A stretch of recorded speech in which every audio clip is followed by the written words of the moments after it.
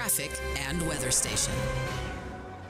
9 o'clock at KSL News Radio. I'm Amanda Dixon. KSL's top story this hour. 2 people had to be rescued after falling through the ice into dangerously cold water at Manaway Reservoir. Authorities say the 2 victims were ice fishing with friends when they fell through. Rescuers say the 2 were very cold when they got them out, but they are expected to be okay.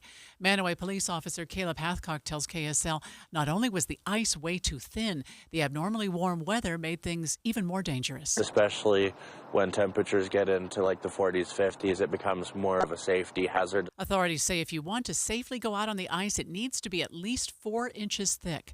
They're asking everyone to be extra careful this week with temperatures expected to be in the 50s. Other local stories were following attorneys for Corey Richens, the Camas woman accused of fatally poisoning her husband, then writing a children's book about grief, are asking for her trial to be relocated to Salt Lake County. This comes just over a week before jury selection in her trial is set to begin. KSL legal analyst Greg Skordas says he does not expect that to take very long. In part because they did a jury questionnaire. The lawyers all have a pretty good summary of what the jurors feel about certain things in the criminal justice system. But the court found more than 85% of those people who filled out the questionnaire said they recognize the case. That's why Richens' attorneys want to move the trial, arguing she'll be treated more fairly somewhere else. Richens' murder trial is scheduled to begin on the 23rd. Your money at this moment, the Dow is up 420 right now. That's about 0.8%. We're at 49,295. Coming up this week might be the time to break out your short sleeves. It'll feel like spring. KSL weather is next. KSL News Time, 9:02.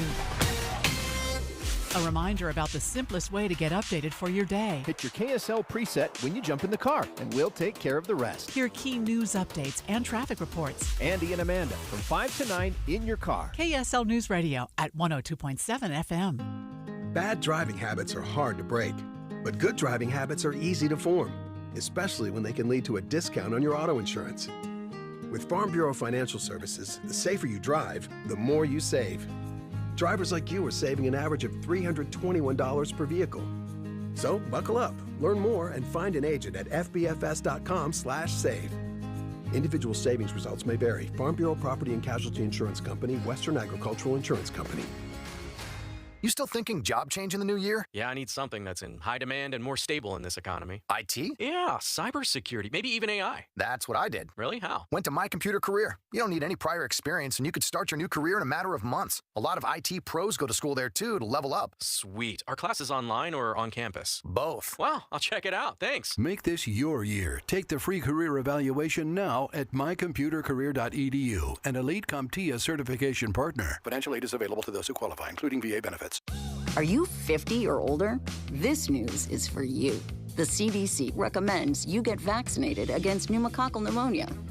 Even if you're healthy, your age puts you at risk. People 50 or older are over 6 times more likely to be hospitalized with pneumococcal pneumonia compared to adults 18 to 49. Just one shot can help protect you.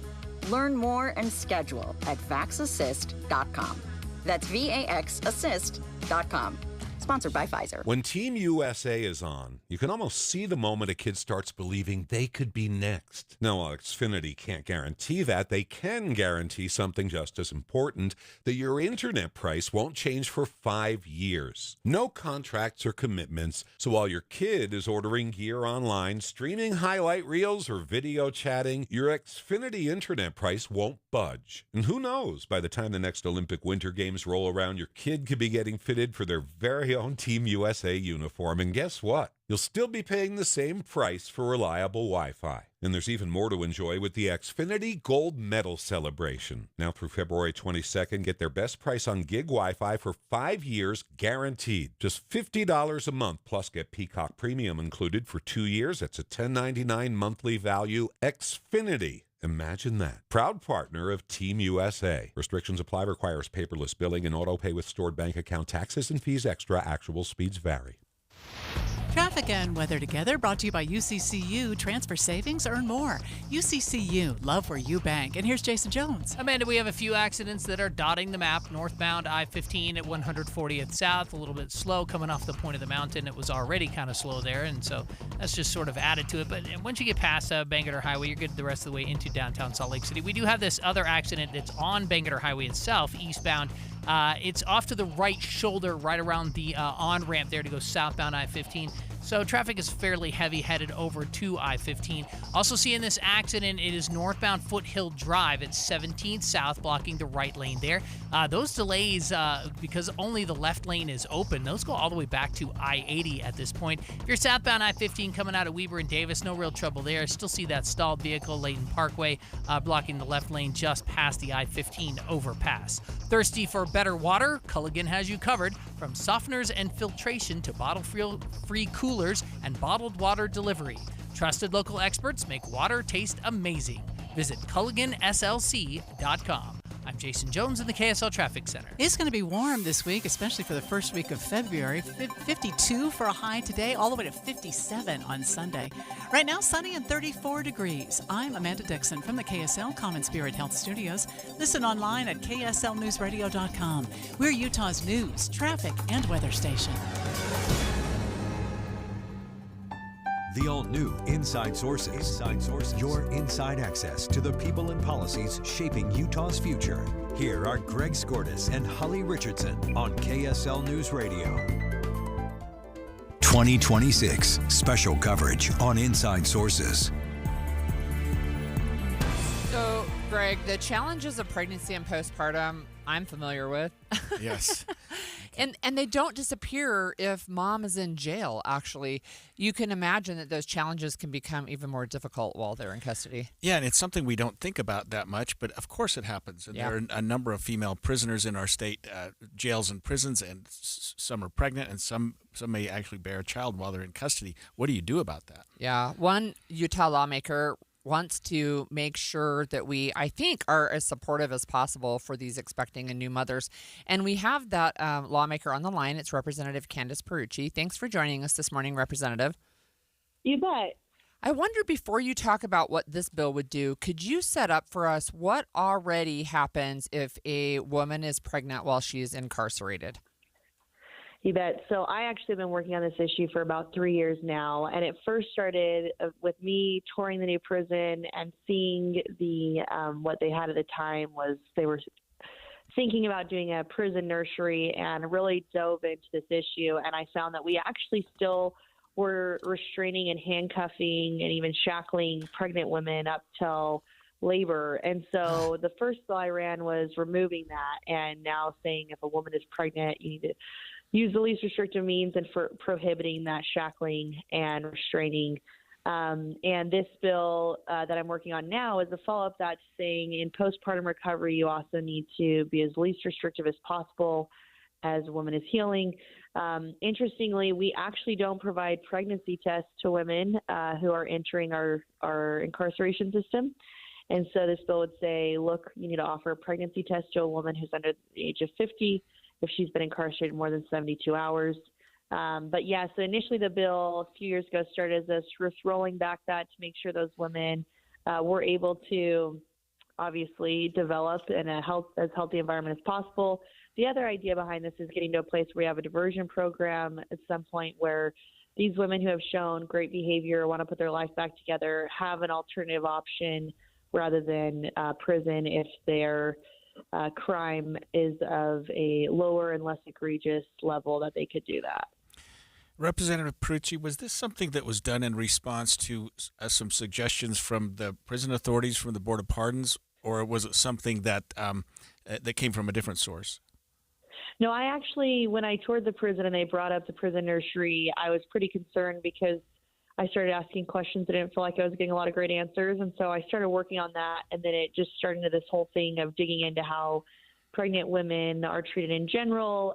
Again, I understand these people are incarcerated. They've committed crimes, but that's also an innocent baby growing inside of them. And so I wanted to make sure we struck the right balance there. So that's how it started. And then we really, as I worked on this, initially jails were not required to participate in any of it. And now we're telling jails, look, you got to provide a pregnancy test and you need to provide those support systems there for the inmates. Representative Perucci, you mentioned restraints, and as somebody who has given birth and also helped many women give birth, the idea of laboring in restraints is pretty horrifying to me, to be honest. What would this bill do as far as limiting that? So we had already, Senator Pitcher had already run a bill that you would not allow someone to labor well in constraints, but they could be shackled right up to that point. And so the bill I ran said, heck no, especially in that last trimester when your balance is off, like we're not shackling these women. And quite frankly, we have a bigger problem with corrections if you have a healthy corrections officer who cannot outrun a 8-month pregnant woman. And so we pulled that back. This bill goes another step by saying after a woman has a baby, we are going to extend that postpartum recovery period that they won't be shackled unless there's a determination made that they pose a serious safety or escape risk. But if not, that while they're in recovery, they would also not be shackled at that point. So we've extended it beyond birth. Is there anything else you can tell our listeners about what the 12-week postpartum recovery period looks like for these inmates?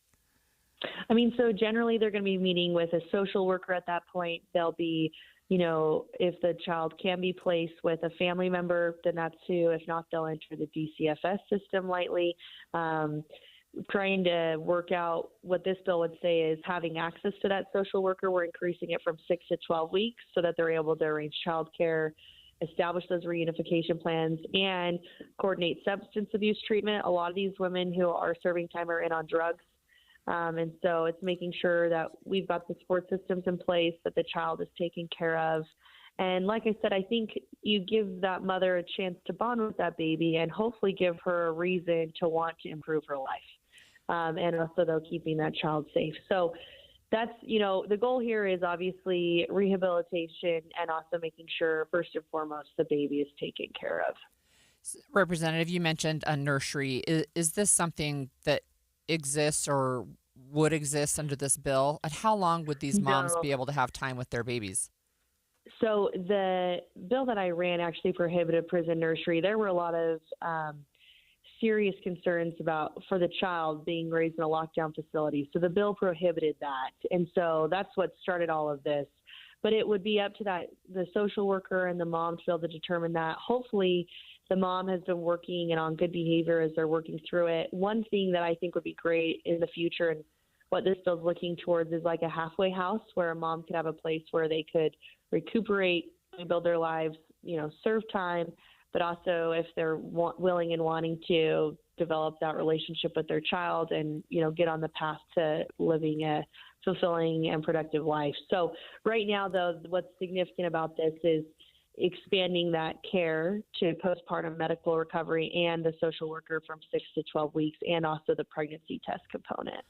So what does it look like right now, Representative, with respect to the bonding between a mother and a child after a child is born? Is the child immediately taken away and placed in some sort of care with a family member? Or no, that was the concern before. And right. So that's where, we wanted to give the mom some time. And actually, the other thing that we built in was time in the hospital rather than like whisking them away back into a lockdown facility, letting them have that time to bond and heal there after having their baby. The other thing I would just want to highlight too that this bill does is it actually is requiring us to have some data collection, because when I first started this bill, people said, is this actually happening? And they said maybe 1 or 2 times a year. But then we got looking at the jail systems that we were passing, 11 to 14 different inmates in different systems. And so it actually will now start tracking the number of known pregnant inmates in custody and then the number of inmates in custody who are parents to a minor child. Because this is, this problem is part of a bigger picture. When we look at DCFS and we look at our foster system and how many kids the state is paying for, I think it'd be good for us to understand how many of those kids' parents are in our incarceration system, how many of them are in prison and are in jail. Thank you for joining us this morning. That was Representative Candace Perucci talking about her pregnant and postpartum inmate amendments, and I think it's really interesting, and I'm glad you had that perspective on it. That bill will be heard this afternoon at 2:00, right. So we'll listen for that. When we come back, it's official, speaking of things that are happening up on the Hill, but the Utah Supreme Court is about to get bigger. Governor Cox wasted no time over the weekend signing a bill that adds 2 new justices into law. Let's take a look at what that expansion really means moving forward. Stay with us. For years I've said this, when it comes to the person you love, there are 3 dates you never, ever want to forget or overlook. 1, birthday. 2, anniversary. 3, it's Valentine's Day. And the perfect place to celebrate Valentine's Day with the one you love. It's Ruth's Chris Steakhouse. First of all, of course, the best food you have ever had. But the ambiance, the wait service is absolutely incredible. And we have 2 locations. One, Hotel Park City, up in the mountains after a day of skiing. That would be perfect. And of course, also in downtown Salt Lake City at 275 South West Temple. The steaks are divine. You're going to love the seafood dishes, poultry, whatever it is, cooked to perfection at Ruth's Chris Steakhouse. Be sure to make your reservations now for Valentine's Day. 1-877 Cars for Kids. KARS Cards for Kids. 1-877 Cards for Kids. Donate your card today. 1-877 Cars for Kids. KARS Cars for Kids. 1-877 Cars for Kids. Donate your car today. Ready to get rid of that old car? Donate it to Cars for Kids. Call 1-877-CARS-FOR-KIDS to reach a friendly live agent. Donation's super easy, and your car can be picked up as soon as tomorrow. Call us now, 1-877-CARS-FOR-KIDS. That's Cars with a K to donate your car today. 1-877 Cars for Kids. Donate your car today. Did you know you can donate real estate too? Go to carsforkids.org. That's carsforkids.org. I'm Ed Evans, CEO of Consumer Cellular. You know, the big wireless companies say they have discounts for people over 55. But unless you're willing to sit on hold and ask, you're probably paying more than you should. At Consumer Cellular, there's nothing to hunt down. We're built for people 50 plus with plans starting at just $20. And our 100% US-based customer service actually answers the phone. Call 1-888-FREEDOM or visit consumercellular.com today and get your second month free for a limited time. Taxes, fees, and other third-party charges will apply. See website for additional details. We know exactly what you're not thinking about right now. Wiper blades. But now that you are, take a moment to think about how Rain-X is the #1 brand of wiper blades in America. Why? Because Rain-X thinks about wiper blades all the time. We obsess, so you don't have to. Simply install our blades and then think about literally anything else. So choose Rain-X, America's #1 wiper blades, and then go back to not thinking about wiper blades. Rain-X. Outsmart the elements. My name is Dale Pazinski. I volunteer with United Way to help the homeless in my community learn computer skills and build a basic resume. I don't just wear the shirt, I live it. Give, advocate, volunteer, Live United. Go to liveunited.org. Brought to you by United Way and the Ad Council. I'm back to doing what I love and more. Thanks to the Good Feet store. Does it feel like someone's stabbing a knife into your heel? Or does your lower back give you problems as the day goes on? The Good Feet store wants to help you like we helped Ann. Every time I stood up, pain just shot up my legs. Fortunately, I found the Good Feet store. I went to them after my doctor diagnosed me with plantar fasciitis. And now, thanks to the Good Feet store, I'm 100%. Wouldn't it be nice to get back to doing what you love, like Patrick did? I was in constant pain. Somehow my fiance and I found our way into the Good Feet store. Put my foot on the arch support system. I put them in my shoes, my back, my knees, my ankles. Thank you. Thank you, everybody at the Good Feet store. You gave me my active life back. Learn more or schedule an appointment at goodfeet.com and come in and get your free personalized fitting at the Good Feet store. We have locations in Farmington, Riverton, and Sandy. Thanks to the Good Feet store. Over the years, you've brought them into your home. You were prescribed opioids after the C-section and after Dad's back injury. They helped when you were in pain, and you held on to them just in case. But did you know holding on to unused opioids puts your family at risk? Trouble with opioids can start at home with unused medicines such as pills, patches, and syrups. You can remove the risk and protect your family. Find out how at www.fda.gov/drug disposal. Eye on the Hill 2026. Special coverage on Inside Sources. Last week on Inside Sources, we were discussing a bill that was being proposed with the Utah legislature. It was Senate Bill 134, entitled Appellate Court Amendments.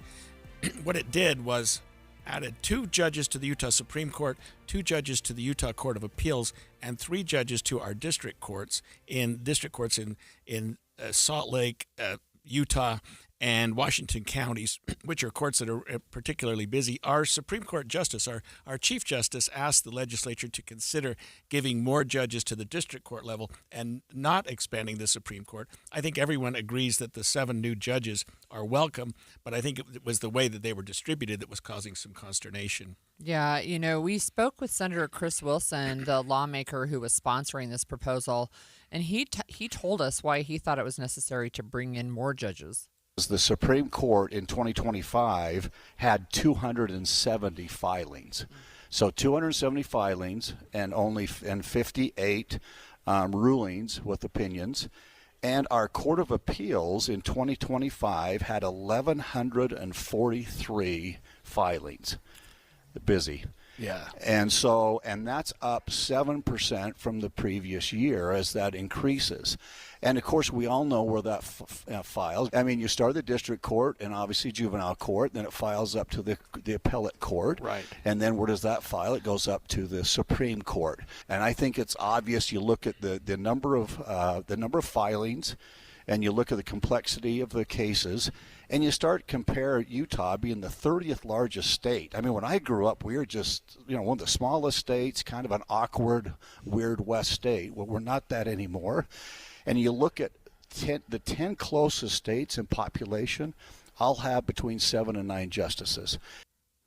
Yeah, that's an interesting discussion because Utah did have or does have the fewest number of justices really in the West. There are no courts here that have less or 5 justices. They're all like we just heard 7 or 9. The flip side to that, of course, for us, attorneys that practice before the Supreme Court, is there doesn't seem to be a backlog. They do seem to be hearing their cases, and they seem to be getting opinions out fairly quickly. It's the trial court level, Holly, that's really the problem, where we're having caseloads of sometimes 100 or more cases, and a day, right? Right, a day. Yeah. You'll get to court at 9 o'clock, and you'll see that your case is number 78 on the calendar. Wow. And they're going to try to have it wrapped up by noon. Wow. That's just impossible. So, yeah, I applaud the fact that we've added 3 new district court judges, but I think that we would have been better served having leaving our Supreme Court at 5 because it's not a problem, and giving us 2 more judges for the district court level. But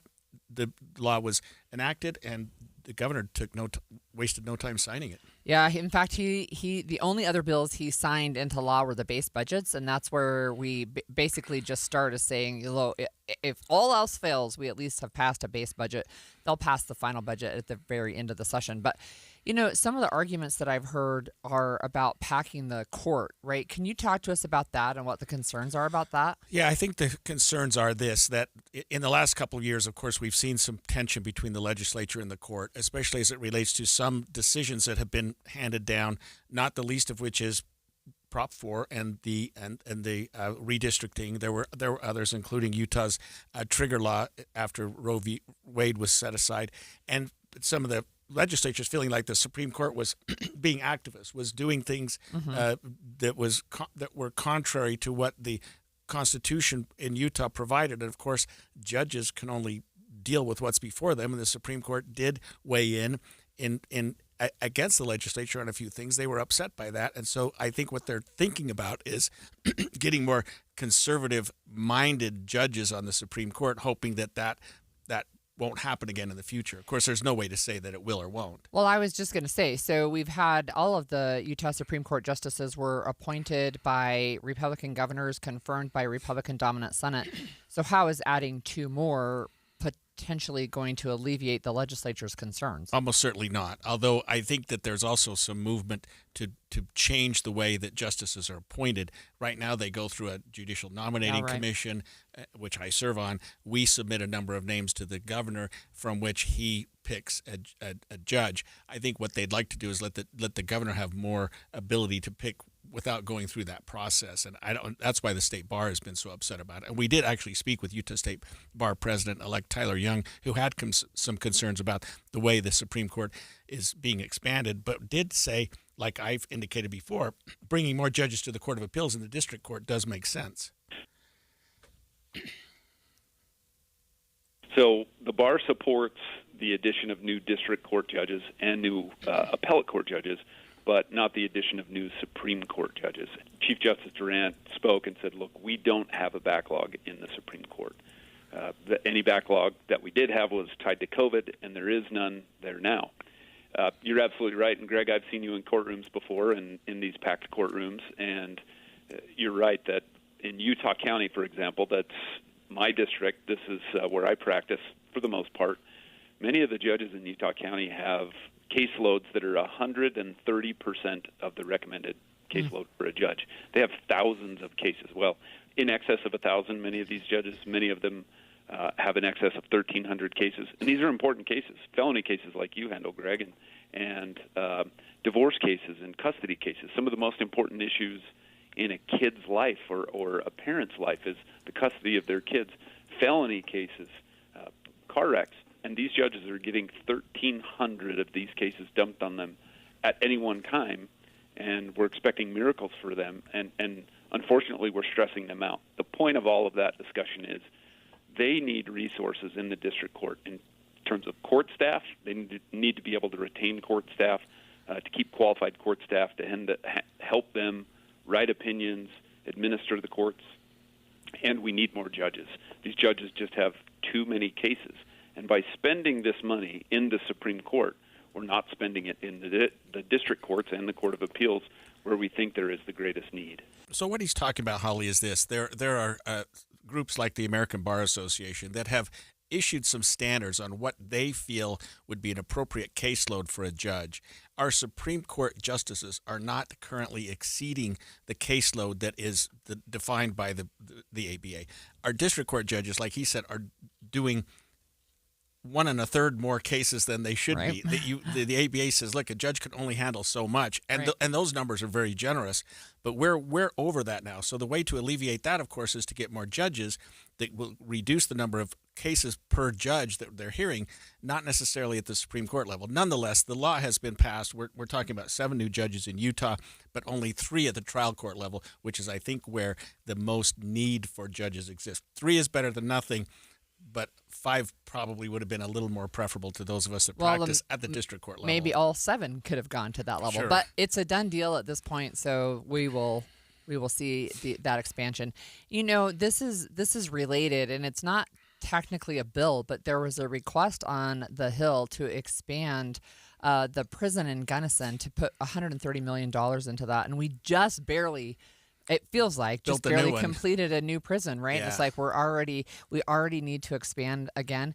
That's a funding request. It's not a specific bill, but that'll be interesting to see if that's funded this year. Yeah, I've visited both prisons quite extensively, and of course the old prison out at in Bluffdale we went to quite a bit. But the Gunnison prison is a very well-run facility. We use it more for our sort of long-term prisoners, those that aren't having to go to court anytime soon, because they're transportation It's out in the issues. boonies. Be it kind of Gunnison, but it's a really nice prison. It as prisons go, and the new prison that they built out here by the airport is really a nice facility as well. You would have thought that looking forward that we would have planned on expansion and built the new prison knowing that we needed more beds. Not necessarily that we would be just a few years after its implementation adding beds to the Gunnison facility. Yeah. Well, that'll be an interesting thing to follow. All right. Today is Groundhog Day, and I always have to watch the movie. It's really great. But Puxentani Phil, I watched him this morning live when I was putting together the Utah Policy newsletter. He's predicting 6 more weeks of winter. He saw his shadow. But here in Utah, we haven't even had a winter. Yeah, right. So, 6 more weeks of what? I know, right? My forsythia are getting ready to bloom. We're going to talk with KSL meteorologist Matt Johnson about what this could mean for our summer when we come back.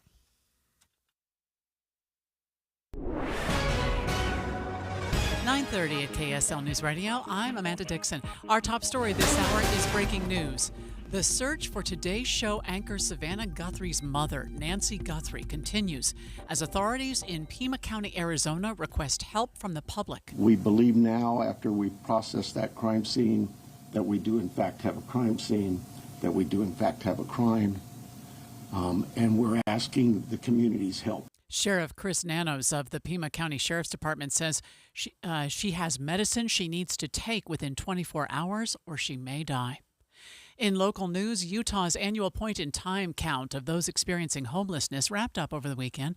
For 3 consecutive nights, volunteers go out in the early morning hours to take a survey of those living on the streets, in shelters, or experiencing homelessness in some other way. The reason that we do it in the early morning hours is that's when folks would be ideally not moving around during the day. They would perhaps still even be sleeping, and so volunteers are interacting with individuals who are unsheltered on our streets, and sometimes they're making the first contact with them that they'll have that day. Nick Coleman is the interim homeless coordinator. He says they had about 800 volunteers helping with this year's count. He does not expect the results to be available until sometime in the spring.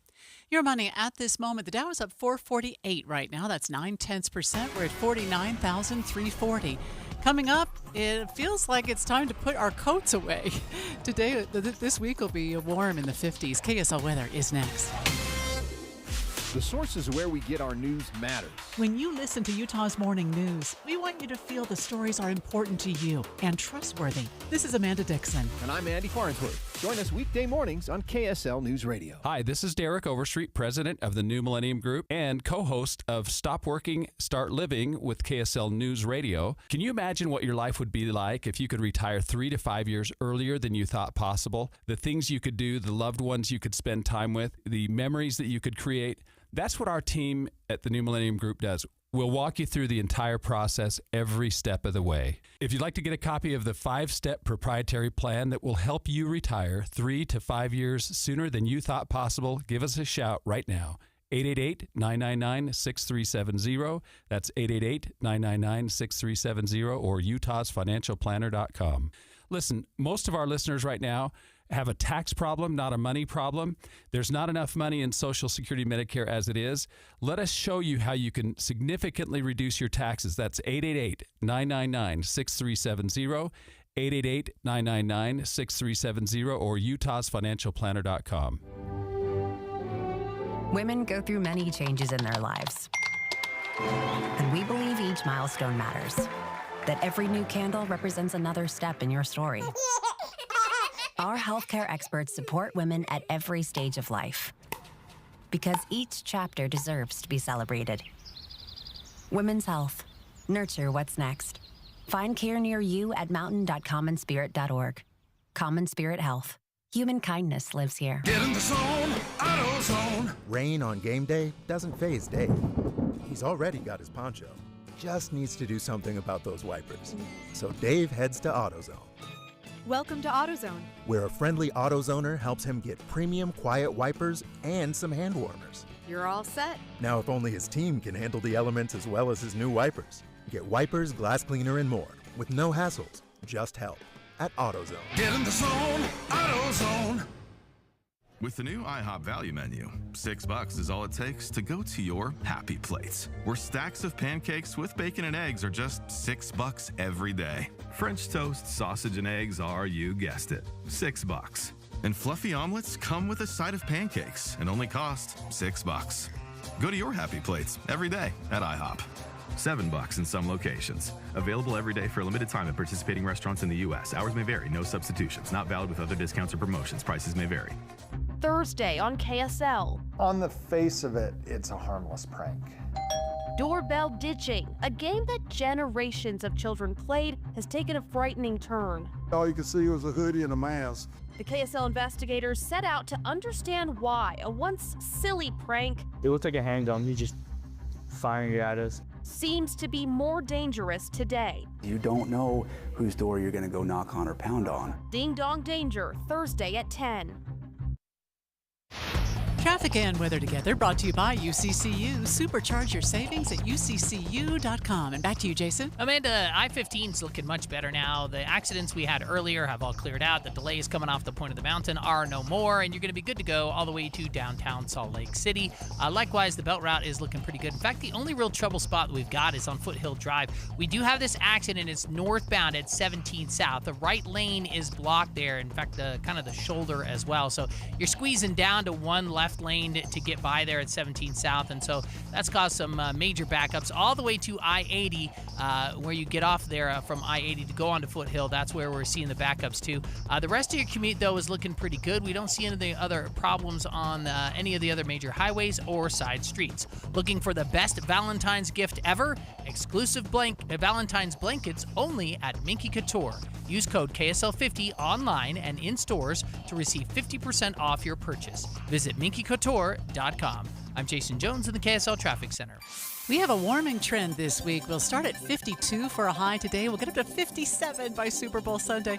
Right now it's 34 degrees with sunshine. I'm Amanda Dixon from the KSL Common Spirit Health Studios. Listen online at kslnewsradio.com. We're Utah's news, traffic, and weather station. The all-new Inside Sources.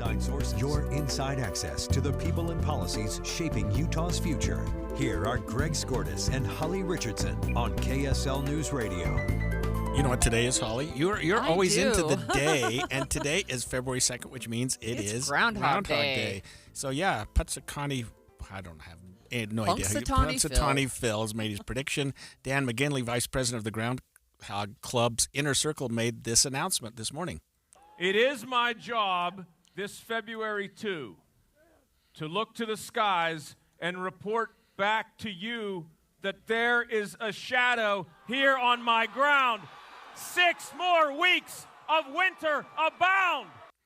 I like how he made it rhyme. 6 more weeks of winter. I don't know that we've had any winter. 6 past weeks of winter. Let me tell you this. So I have family that lives in Florida. Yesterday's low was 24 degrees. It was colder than Utah. It was even colder than Juneau, Alaska in Orlando. So yeah, we don't have a big winter right now. We have KSL meteorologist Matt Johnson in studio with us. Matt, are we going to Groundhog Day this extremely unusual winter for the next 6 weeks? Well, for the next 7 days, for sure. Wow. And I hope that he's right for us here in Utah. Not sure if he's talking That we're about gonna the East have Coast. winter. Yeah, but hoping for a switch for us here. I saw, Matt, that a finding had been made that this was, in fact, the worst snowpack year in history, at least as far back as they've been. I mean, it's no surprise to me, but is that what you're hearing as well? Yeah, so as a statewide system measuring snowpack, that goes back to 1981, and we have really good data points all the way back to that point. Beyond that, really one of the earliest snow measuring sites is up at Alta. That goes back to 1944. Digging through that data at one particular site, I can only find one other season that was worse than this, and that was 1976 and 77. We are close to that, but we are in second place to that if we look at Alta numbers and compare it to one site. But when we look as a state, really we only have state data, complete data back to 1981. But I think it could be argued, at one of the snowiest places in Utah, if it's only 1976 and 77 that stands between us today and 1944, that's definitely still saying something. Yeah, and what you're telling us, Matt, is that the at least the immediate future isn't necessarily good. Yeah, the next 7 days, dry, mild, temperatures in the valley 10 to 15 above the normal. We're going to melt more snow. But we're holding on to hope that there is not just a one-off storm waiting for us next week, but some kind of storm door opening. But we tread lightly with that because every time we talk about something that's in the 7 to 10 day window, it's low confidence. Another problem that we're seeing, Matt, is at least at the resort that I work at, Powder Mountain, is that the evening temperatures are not dropping down much below freezing. I think that Saturday night, it got down to 31 was the lowest, which obviously is below freezing, but we're not freezing our snowpack. It's staying warm, and it's getting up into the 40s during the day. So even the existing snowpack is going away quicker than we would expect for the first week of February. Right. Yeah, and it's it's definitely concerning. Really, the only silver lining with this season has been that the soil moisture across the state has been pretty good. Precipitation at 90% of average, but snowpack 57% of average. And we're kind of seeing that. I mean, when you go 2 straight months of record warmth with a third month, which would be January, at 16th warmest, it's not number 1, 2, 3, or 4, but 16th warmest out of 175 years of record keeping is towards the top. Well, 57 degrees for the Super Bowl is like, wow, almost open your windows to watch the game. Right. So Matt, what are we looking at for summer? Yeah, so summer, really the biggest concerns here is, we had that exceptionally wet October. And there's other portions of the state through November and December and even early January that saw the rainfall they need. So precipitation, we can check that off the list. It's currently sitting at 90%. I'm not too worried about that. But the snowpack, why do we care about the snowpack? Because that kind of controls fire season. If you don't have any snowpack going into fire season, the would-be dormant and snow-covered vegetation will start growing a month or two ahead of schedule. And then that's actually going to, it'll green up, and then it's going to go dead. It's going to dry and turn into burnable fuels, combustible fuels, much earlier. And then you've got to get through all of summer and early fall until you get some wetting rain. So we're more worried about fire season than anything. I think water should be manageable, as our reservoir capacity statewide is 66% of average. But the real concern with the snowpack topic or conversation is that fire season that could be upon us. Just from my own experience working in the ski industry, we do have a lot of moisture in February and March, historically, a lot of snow. And I keep thinking, okay, it'll come. February's going to be here. We'll start getting the moisture. March will be here. We'll really get the rain and snow mix. And I know that's a long way down the road, Matt, but do you know what the long-term projections are in terms of the Intermountain West area? What, and we're grasping at straws, but I think it's worth noting because we just haven't seen anything yet this winter. But when we look at large-scale teleconnections around the globe, one of the things we look for is called the Madden-Julian Oscillation, and that's an area of rising air or predominantly just a blob of storminess that rotates the Earth. That is projected to be within our Pacific Ocean, which helps to generate storms here in the next month or so, spring. We're also seeing a rapid weakening of La Nina. That could also play in our favor. And I've also looked into the 1-month outlook, which we put low confidence in. But the 1-month outlook that I've seen is projecting 3.5 to 4.5 inches of precipitation. And that's a window from February 10th to March 19th. All signals point towards some kind of change in the pattern, but how will it manifest itself?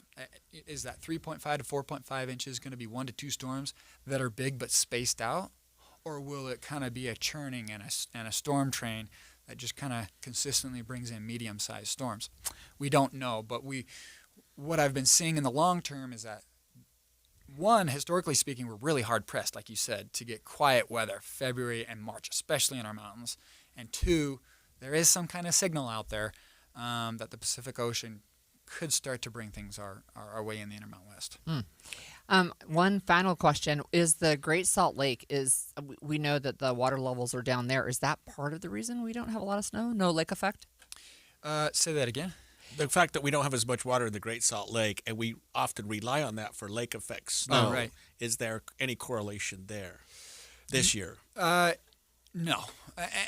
And when there is, it increases snowpack mainly in the central Wasatch, Cottonwoods area by not a ton. I'm talking 5 to 10, maybe 15%. But that still plays in. Sure. But I would say predominantly just the large-scale pattern has been high pressure blocking the storms for us, and we haven't been able to uproot it. And that's the hope for late February and into March. But that's not a forecast, that's a hope. Right, we're grasping at straws, but indications are somewhat there. All right, thanks, Matt. That was Matt Johnson with a KSL meteorologist. Next, a family is speaking out after ICE agents raided a West Valley auto shop last week. We're going to learn more after the break. KSL offers the best daily newsletter in the state. It's the 3 things you need to know. Every weekday, we deliver quality and relevant content to your inbox. No ads, no spam. Just the 3 things you need to know to be informed about the world around you. Subscribe today. Visit KSLNewsRadio.com or text the word INBOX to 57500. That's INBOX to 57500. If you're ready to buy a home or sell a home and you're worried about the current real estate market because of what you've heard from some of your friends or family, well, we're here to tell you that you really shouldn't be worried because now is a great time to buy and sell with our friends at the Stern Team, powered by Almada Real Estate. And here's why. Buyers have more options due to increased inventory, which gives them the power to negotiate for repairs, interest rate buy-downs, and closing cost assistance. While at the same time, sellers are still getting top dollar for their homes, with home values that are higher today than ever before. So whether you're looking to buy or sell, the current real estate market presents a win-win opportunity for both buyers and sellers. But you still do want to make sure that you're working with a team of real estate experts you can trust that can get you some great results. And that's our friends at the Stern Team, powered by Almada Real Estate. They have helped thousands of Salt Lake City homeowners, and they're ready to help you. To get started, just go to thesternteam.com. That's thesternteam.com, or Google The Stern Team. If you owe back taxes, listen carefully to rule number 1. Never go up against the IRS alone. They're cracking down, freezing bank accounts, garnishing paychecks, canceling passports. Even your home or business could be at risk. But here's what they don't tell you. The IRS has powerful tax relief programs that could save you thousands if you qualify. That's why smart people call Optima Tax Relief, America's #1 tax resolution firm. Nobody knows these programs like the experts at Optima. Their team of tax attorneys and licensed professionals have resolved over $2 billion in tax debt for people just like you. The IRS is not stopping, so don't wait and don't take them on alone. For tax help you need, for tax help you can trust, call Optima today for a free consultation. Call 800-343-6460. 800-343-6460. 800-343-6460. Optima Tax Relief. Some restrictions apply. For complete details, please visit OptimaTaxRelief.com. Email from school about the incident today. Scary. Tell me about it.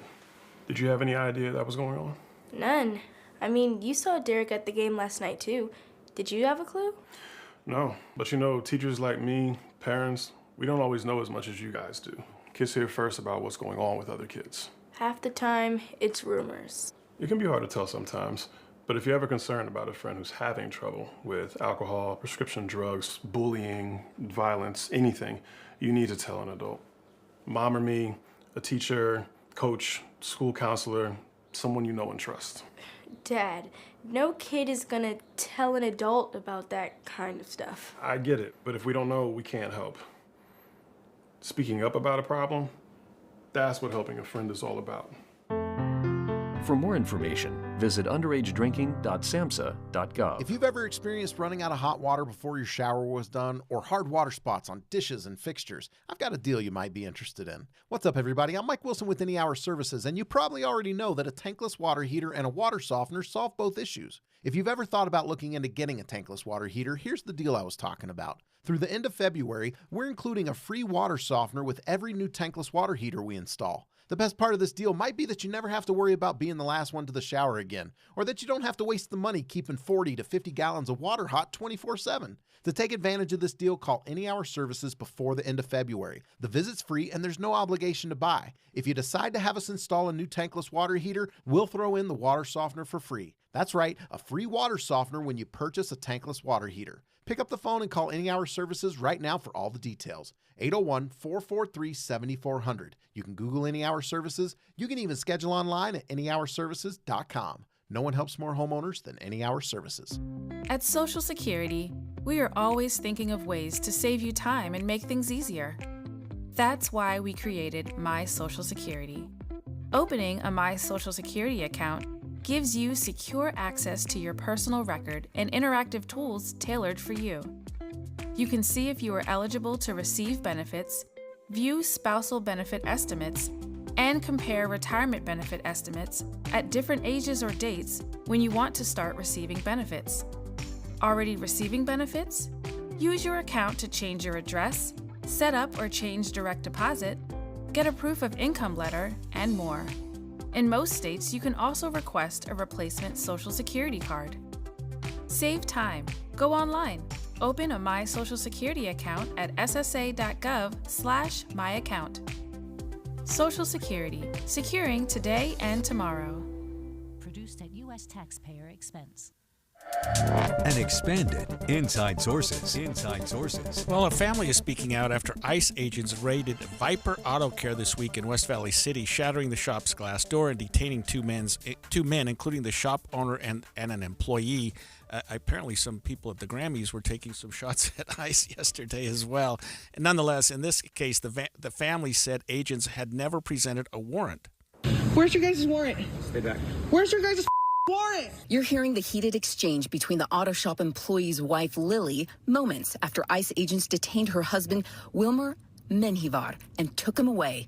Lily demanding to see a warrant. I don't need one. Menjivar wasn't the only one detained. His employer, owner of the shop, 41-year-old Ismael Avalos, also detained. His family devastated and angry. Everybody's just getting profiled because, as you can see in the video, there was no warrant given, no identification of the person that they were trying to detain. Federal agent. I need a warrant. I need a warrant. They're violating the amendments. They're violating the Constitution. I mean, at the beginning, I didn't believe it. Like, what do you mean they're breaking the door?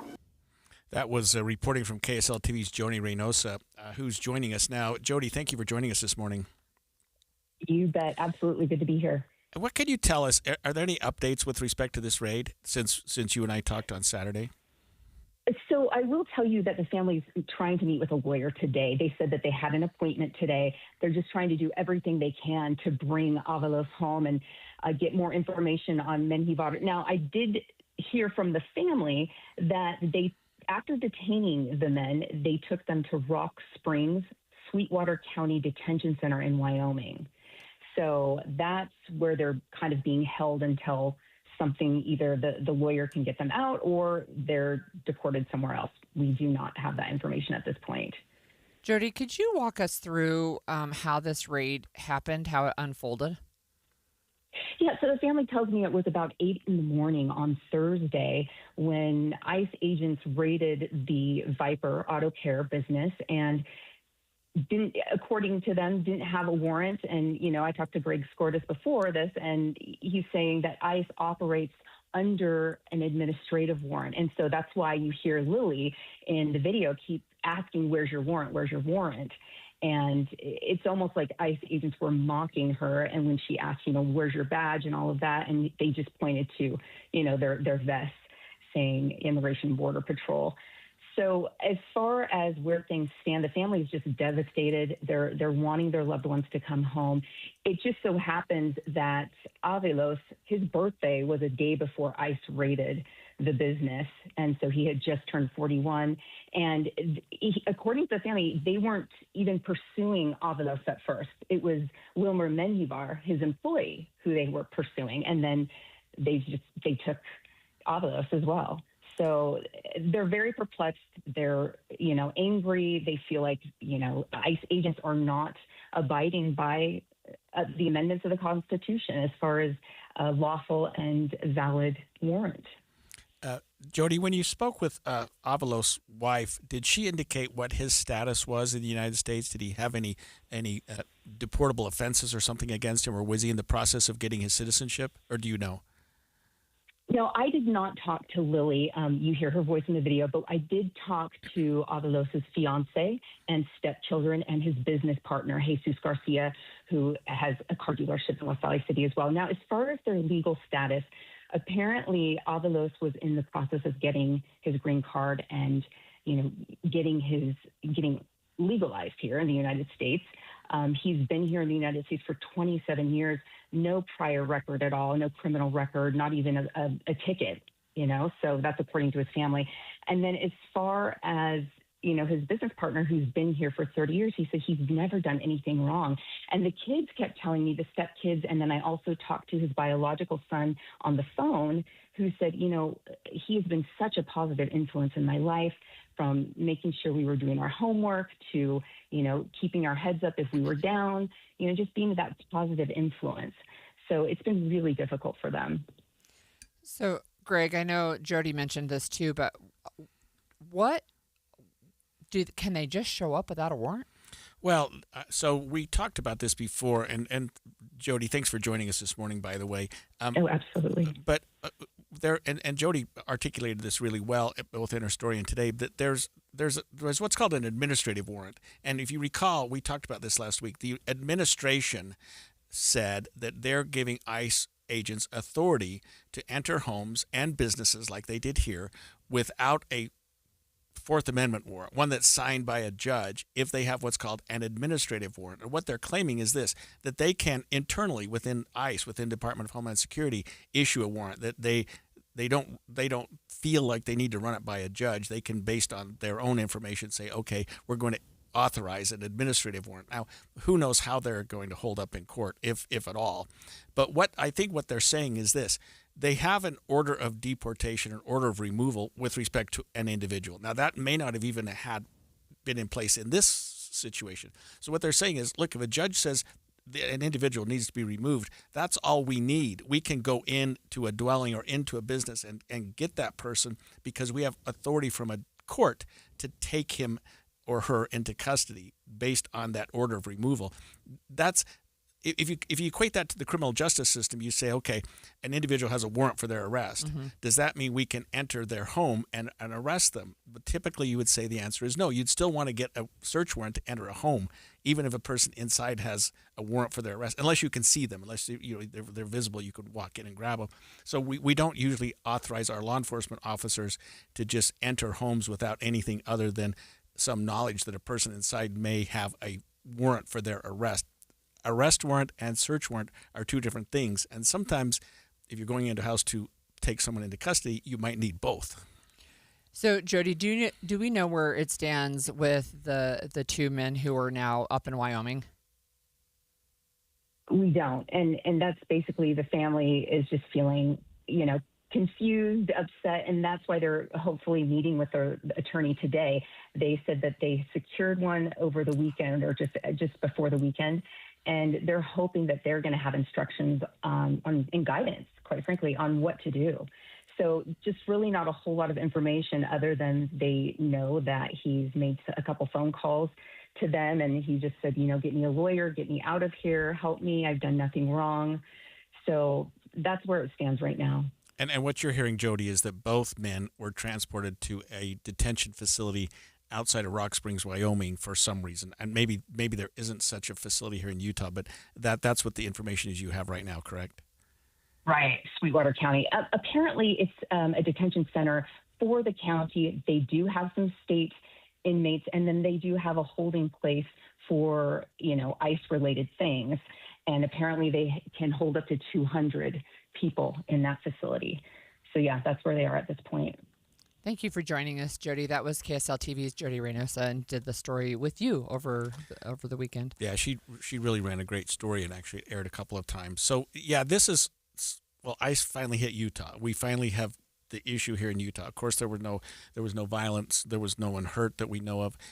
A business was broken into. The door was broken, and they smashed the door for whatever reason, because usually you have what's called a knock and announce. If you're going into a place, you at least check the doorknob before you go smashing the door in. But nonetheless, they did what they thought was appropriate, I guess, and took the.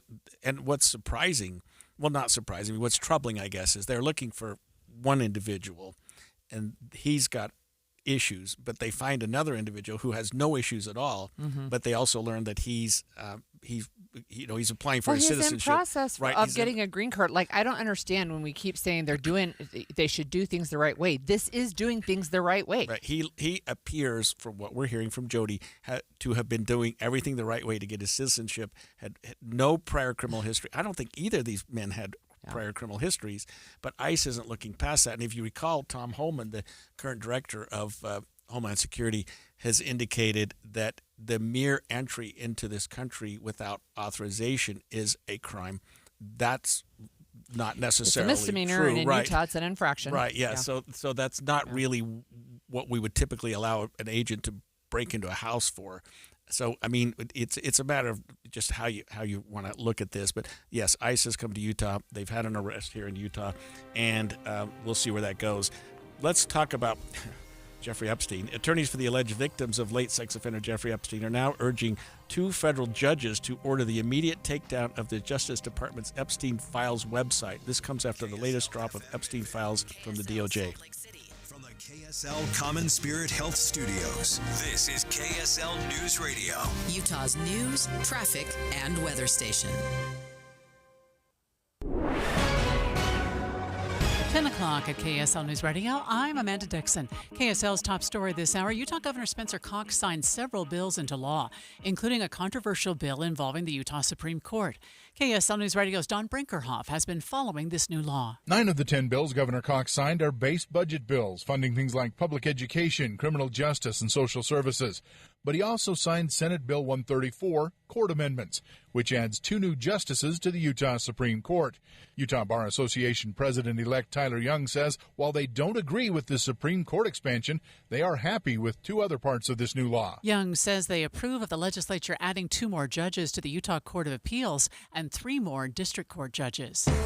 Our top national story this hour, lawmakers on Capitol Hill this morning are scrambling to pass a compromise funding deal to end the partial government shutdown. Democrats in the House say that they were not part of the deal that Senator Chuck Schumer and the White House had negotiated last week that separated out that DHS funding from the 5 other funding bills. And so for the first part of this process, Democrats say you're going to have to move this forward on your own to House Speaker Mike Johnson. He'll try to do that then with just Republican vote and see where that goes. ABC's Karen Travers at the White House. Your money at this moment. The Dow is up 454 points this morning. That's almost 1 full percent. We're at 49,356. Coming up, extra warm for the first week of February. KSL weather is next. KSL News Time, 10:02. Mornings are for recharging. And they're for starting your day right. We volunteer to join you in the car. Get news and weather at 102.7 FM during the most important part of your day. Andy and Amanda, each morning between 5 and 9 on KSL News Radio. Women go through many changes in their lives. And we believe each milestone matters. That every new candle represents another step in your story. Our healthcare experts support women at every stage of life because each chapter deserves to be celebrated. Women's Health. Nurture what's next. Find care near you at mountain.commonspirit.org. Common Spirit Health. Human kindness lives here. Sometimes when our furnace stops working, it's something simple we can fix ourselves, if we only knew how. What's up, everybody? I'm Mike Wilson with Any Hour Services, and the next time your furnace stops working, before you call a company out to fix it, try this first. Go shut the furnace down and make sure your air filter is clean. Go around the house and make sure the vents are open and there's nothing blocking the return air. If it's been a while since you've changed the batteries in your thermostat, go ahead and do that too. Then go turn the furnace back on, and if it stays on, you're probably good. If it stops working again, you're probably going to want a technician to check it out. If you don't know one, Any Hour Services has a special offer for any homeowners listening. One of our HVAC technicians will diagnose and troubleshoot your furnace for only $29. Then they'll explain what they found and present you with repair options. And don't worry, our technicians service all brands. Call Any Hour Services and let them know you heard about this $29 troubleshooting special on the radio. 801-443-7400. You can Google Any Hour Services. You can even schedule online at anyhourservices.com. No one helps more homeowners than Any Hour Services. Trying to make sense of the markets? Looking to diversify out of all the craziness? Thinking about tangible assets like precious metals? Listen to The Gold Show with Kenny Michaels right here on KSL at 3 p.m. Sunday afternoons. Stay up to date on retirement trends, how the IRA rollover process works, and why investors are turning to physical gold. Kenny is a national talk show host with decades of experience in the markets. Tune in for Kenny's Insights and The Gold Show this Sunday afternoon at 3. Andy, I like that shirt. Is that a new shirt? It is. It's from Ann Collar, and it's really rare to find a shirt that looks good and is super comfortable. And this is a fabric unlike anything I've ever felt. I got one for my husband and my sons, and they watching my 19-year-old put on the Ann Collar shirt and sort of check himself out in the mirror. I thought, wow, he's really digging that. And I can understand why, because it's not just comfortable, it's stain repellent, which I needed. Oh, my goodness. Because That is something. He attracts spaghetti sauce to shirts like you would not believe. And with these Ann Collar shirts, I can get it out. I have to wear a special bib when I eat spaghetti with a white shirt on. But with Ann Collar shirts, it takes those little tiny nicks and stains, and they don't stick to you. Yeah, you don't have to dump a bucket of stuff on you, but it would repel that too. You've got to try one. So whether it's the traditional white shirt or any of the patterns they have, it's Ann Collar, and they're made right here in Utah. If you've never tried Ann Collar before, we have got permission to give you 15% off at andcollar.com and go get your first. Use the code KSL15. That's Ann Collar, AND Collar.com. Traffic and weather together brought to you by UCCU. Transfer savings, earn more. UCCU, love where you bank. And here's Jason Jones. Amanda, they cleared the accident northbound on Foothill Drive at 17th South, and most of the delays are now gone as well, so you don't really have to worry about that one anymore. In fact, there's really no other accidents that we're seeing anywhere. I-15 is going to run smoothly, basically from Payson all the way up to Ogden, both northbound and southbound. No delays anywhere there, no accidents on the other major side streets or feeders over to I-15. Pioneer Crossing still looking a little bit bunched up down there in Lehigh as you head over towards I-15. That's really the only thing that we're seeing. If you're headed up into the canyons, not going to find any delays or problems there as well. While you're planning your day, plan for comfort too with the Good Feet store. Find the location nearest you at goodfeet.com. I'm Jason Jones in the KSL Traffic Center. We'll get up to 52 degrees today, and it warms up from there all the way to 57 by Sunday. Right now, it's 39 degrees. I'm Amanda Dixon from the KSL Common Spirit Health Studios. Listen online at kslnewsradio.com. We're Utah's news, traffic, and weather station. The all-new Inside Sources. Inside Sources. Your inside access to the people and policies shaping Utah's future. Here are Greg Skordas and Holly Richardson on KSL News Radio. Well, the Justice Department has now made more than 3 million pages available to the public from the investigation of Jeffrey Epstein. And there's some high-profile names among this list, including Bill Clinton, Prince Andrew, and President Trump. ABC's Olivia Rubin reports from the White House about the White House's reaction to this. Deputy Attorney General Todd Blanche, formerly Trump's personal attorney, saying the White House had no oversight here and no documents were withheld to protect the president. I can assure that we complied with the statute, we complied with the act, and there is no, we did not protect President Trump, we didn't protect or not protect anybody. It's a little problematic, I think, just on a conflict of interest basis that the Deputy Attorney General now looking at this as Trump's former personal attorney. You would expect that he would have had to recuse himself from being involved in this.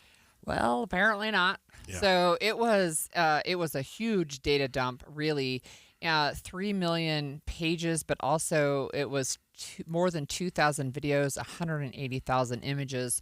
And, you know, one of the things I think that we learned from the files is the involvement from his name is now Andrew Mountbatten something, because he used to be Prince Andrew, but he lost that title, right? So we've learned more about what the files say about him.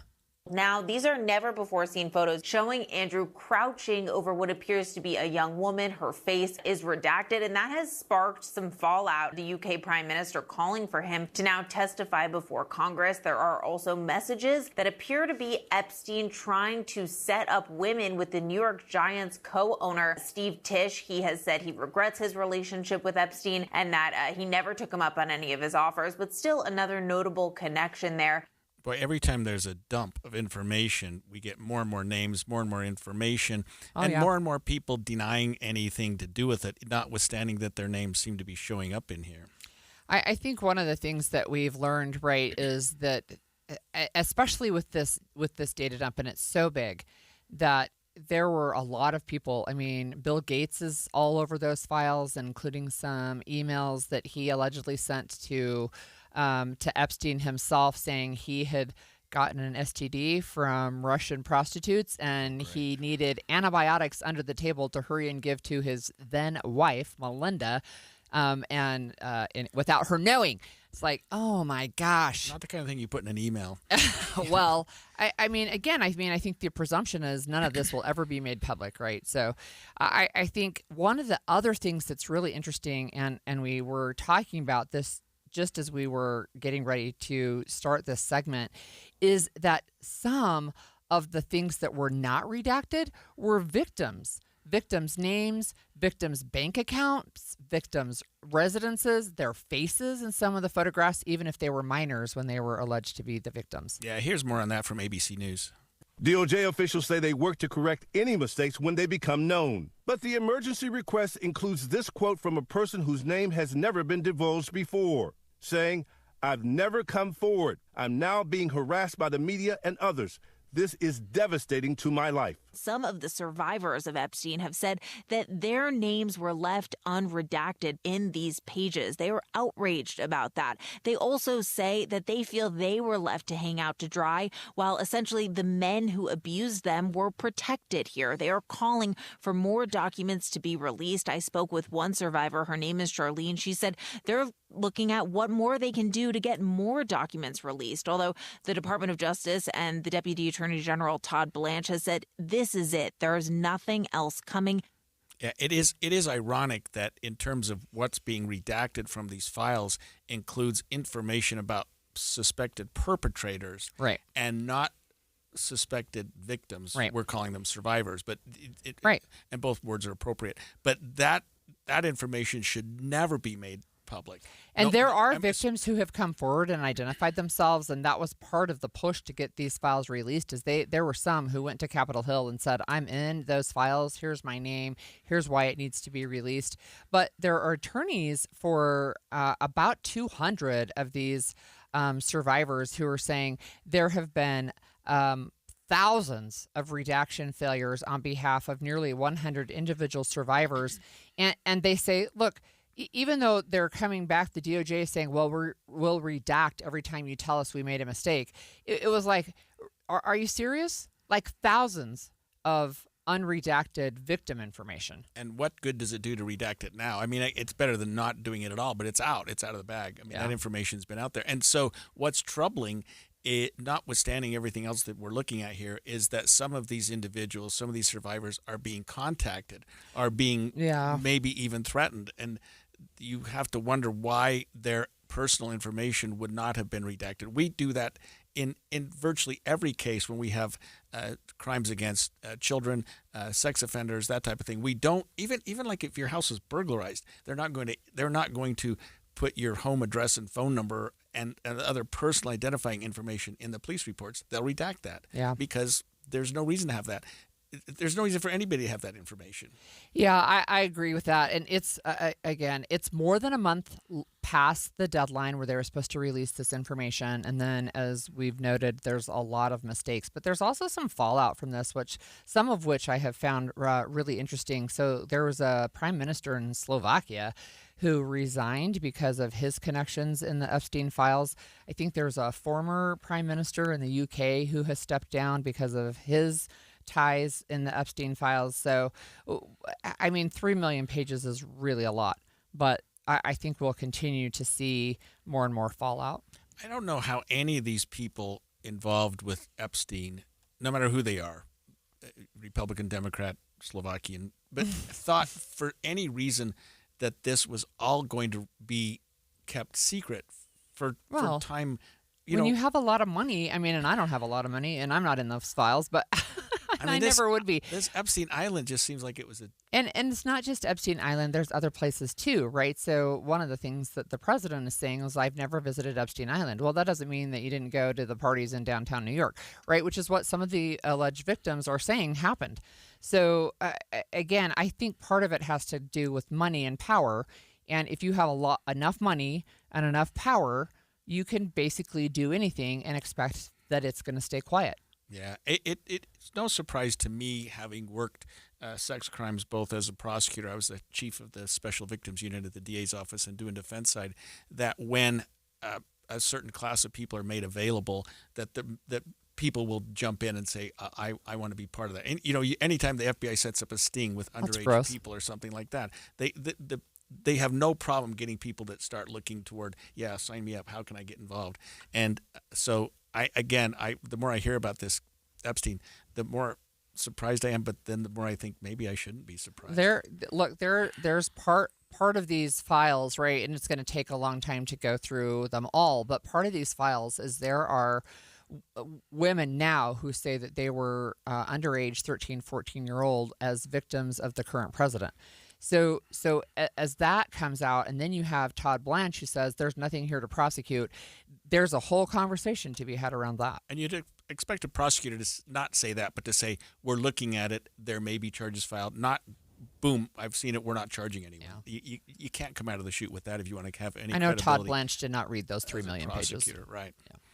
Okay, well, when we come back, we're going to talk about immigration again, and we're going to talk about how the U.S. should be opening its doors, not closing them, especially as our birth rate is declining. And we're going to talk to Deseret News opinion editor Jay Evenson about that. When you need a new water heater, you need it right now. Yep, can't wait on that. When you need a new furnace or a new air conditioner come the summertime, you need it right now. So Superior Water and Air has a wonderful program where they can help you with financing. If you need it, get it today and pay it off when you get your tax refund or just over time. And that's one of the great things is they have multiple financing options. It's not just one, okay, you've got to do it this way. It's, you can wait till just after your tax refund. Well, what if you need no payments until later in the year? Yeah. They can work with you like that because, look, they want to help you get you back on your feet with the thing that doesn't work that you got to use. Yeah. And they'll just work with your situation. What a great way to do it. I loved introducing you to my friends at Superior because they're just great people. And when you invite somebody into your home, you want to feel good about them. Yeah, and they're so customer-centric. That was what really impressed me was they wanted to work with me and my family, whatever needs we might have. Right. They want your home to be safe and clean. Superior Water and Air. Here's the number, 801-872-8483, or go to superiorwaterandair.com. Hi, I'm Utah tax attorney Jordan Wilcox. When the IRS invades your life, it's never good news. Keep in mind, it's not just you. I owed roughly $34,000. $61,000. When the IRS first contacted me, I was horrified. When they start hounding you and harassing you and assaulting you. Don't face the IRS alone. With everything in your life at stake, don't trust just anyone. From what I got told was being done in a matter of 2 years, he had done in a matter of like 48 hours. It's a great thing to have the IRS off your back. We have reduced our tax liability by over $42,000. Once I signed on with Jordan, I never talked to the IRS again. It changed our lives. You need someone to fight for you. Visit endtaxworry.com and get relief today. Let's solve your tax problems now.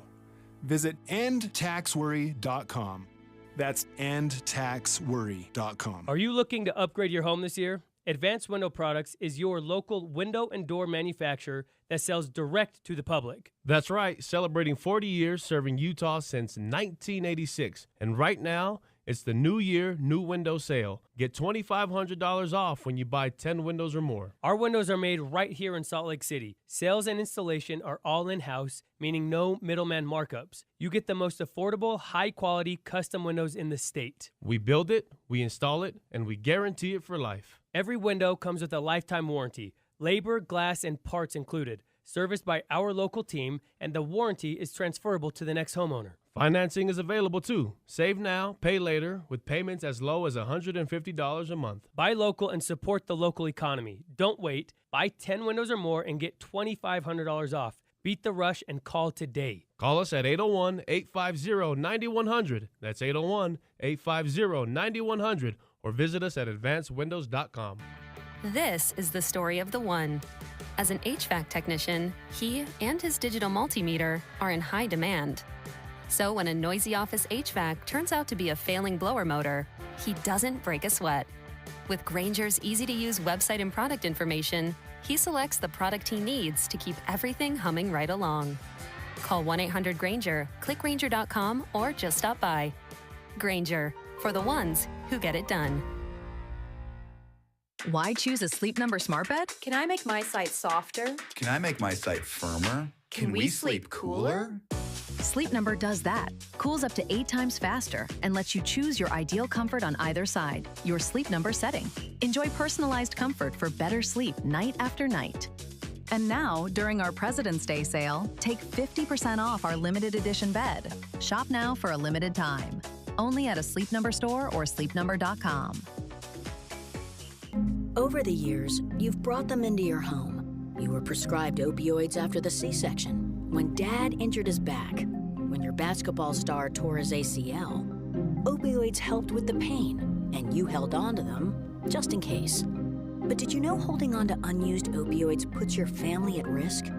Opioids are powerful pain-reducing prescription medicines, but most people who are prescribed opioids don't finish their prescriptions. So millions of unused opioids are sitting in homes across the country. And tragically, more than 100 Americans die every day from overdoses involving opioids. What can you do to protect your family? Remove the risk of unused opioids from your home. Pills, patches, or syrups in drawers, purses, and cabinets, anywhere they might be hiding. To find out how to dispose of them properly, visit www.fda.gov/drug disposal. Inside Sources. So, I was really intrigued by this headline. America keeps immigrants away at its own peril. I don't disagree. So Jay Evenson, the opinion editor of the Deseret News, wrote this article about, look, we're facing a fall in birth rate in our country. We're facing a declining population. And there's actually two ways to fix that problem. Yeah, and you indicated that what we talked about was birth rate and through immigration, right? Right. And birth rate right now is pretty low, and immigration, if the administration has its way, is going to be near zero. Well, it's interesting to me because the administration seems very concerned about the birth rate. And, I think rightfully so, but there's so very little that government can do to induce people to have more children. And we've talked about this before on this show. That's a very personal decision. And there are a lot of factors that enter into it. And so they've tried giving $1,000 checks to every baby born during the second term of Donald Trump. Nothing seems to work. But they seem to be less concerned about the second aspect of that, which is to increase immigration, legal immigration, to get more people here. And because of what ICE is doing right now and the seemingly random deportations that we have, even legal immigration is way down, and people are very afraid to come here. Now, there are a couple of statistics. The Census Bureau says that we're down. They're estimating in the next fiscal year that we'll be down to about 300,000 or so legal immigrants coming into the country. The Brookings Institution, though, came out and said, look, what the Census Bureau is looking at is July 1st to June 30th. And so they've only taken into account the first half of Trump's second term. Mm-hmm. The Brookings Institution looked at the entire year of 2025 and said, we're already in a deficit. We're somewhere between negative 10,000 and I think negative 295,000 or so immigrants. Losing population is a very serious thing for any country, and a lot of nations are going through this already, Japan, for instance, and the results are catastrophic.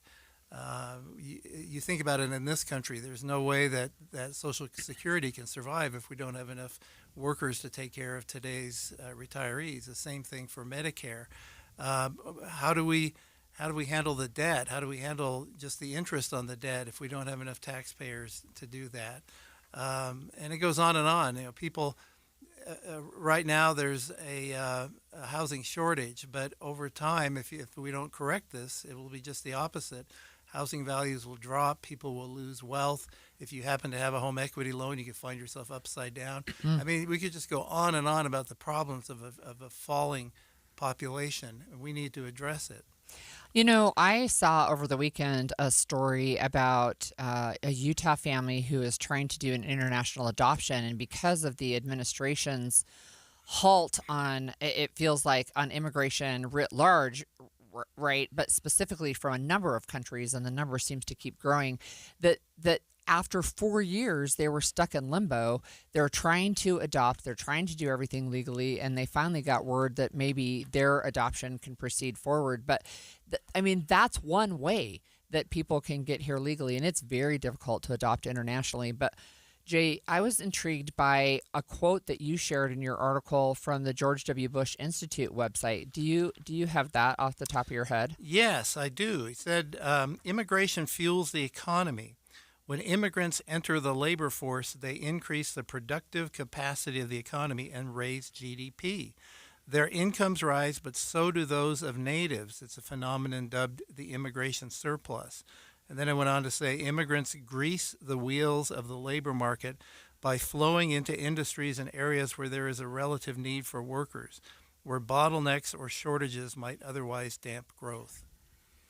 So to me, I mean, I read that and say, well, I believe this anyway, that immigrants are a net positive to this country, and we have a famous statue that stands in the harbor outside of New York that says, you know, give us your tired, your poor, your huddled masses yearning to be free. So, so I still believe in that. You know, Jay, I was raised at a time, and you've kind of answered this question, and I want to thank you in advance, but when we were sort of concerned about sustainability and could we really continue to grow, like there's got to be some stop to this population growth. But then you look at China and they're telling their residents, hey, you've got to start having more children, and they're saying no. And there's some logic to this, which I hadn't thought about. It hits near and dear to me because I'm Social Security age, but who's going to fund it if we have a declining population and other aspects of what we're doing in our country financially and otherwise? We've been trained for decades and actually centuries to worry about population boom.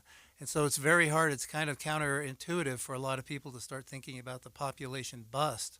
But demographers are pretty much in agreement on this, that we're going to hit peak population sometime in this century, probably 2070 or so, and then beyond that we begin to lose population worldwide.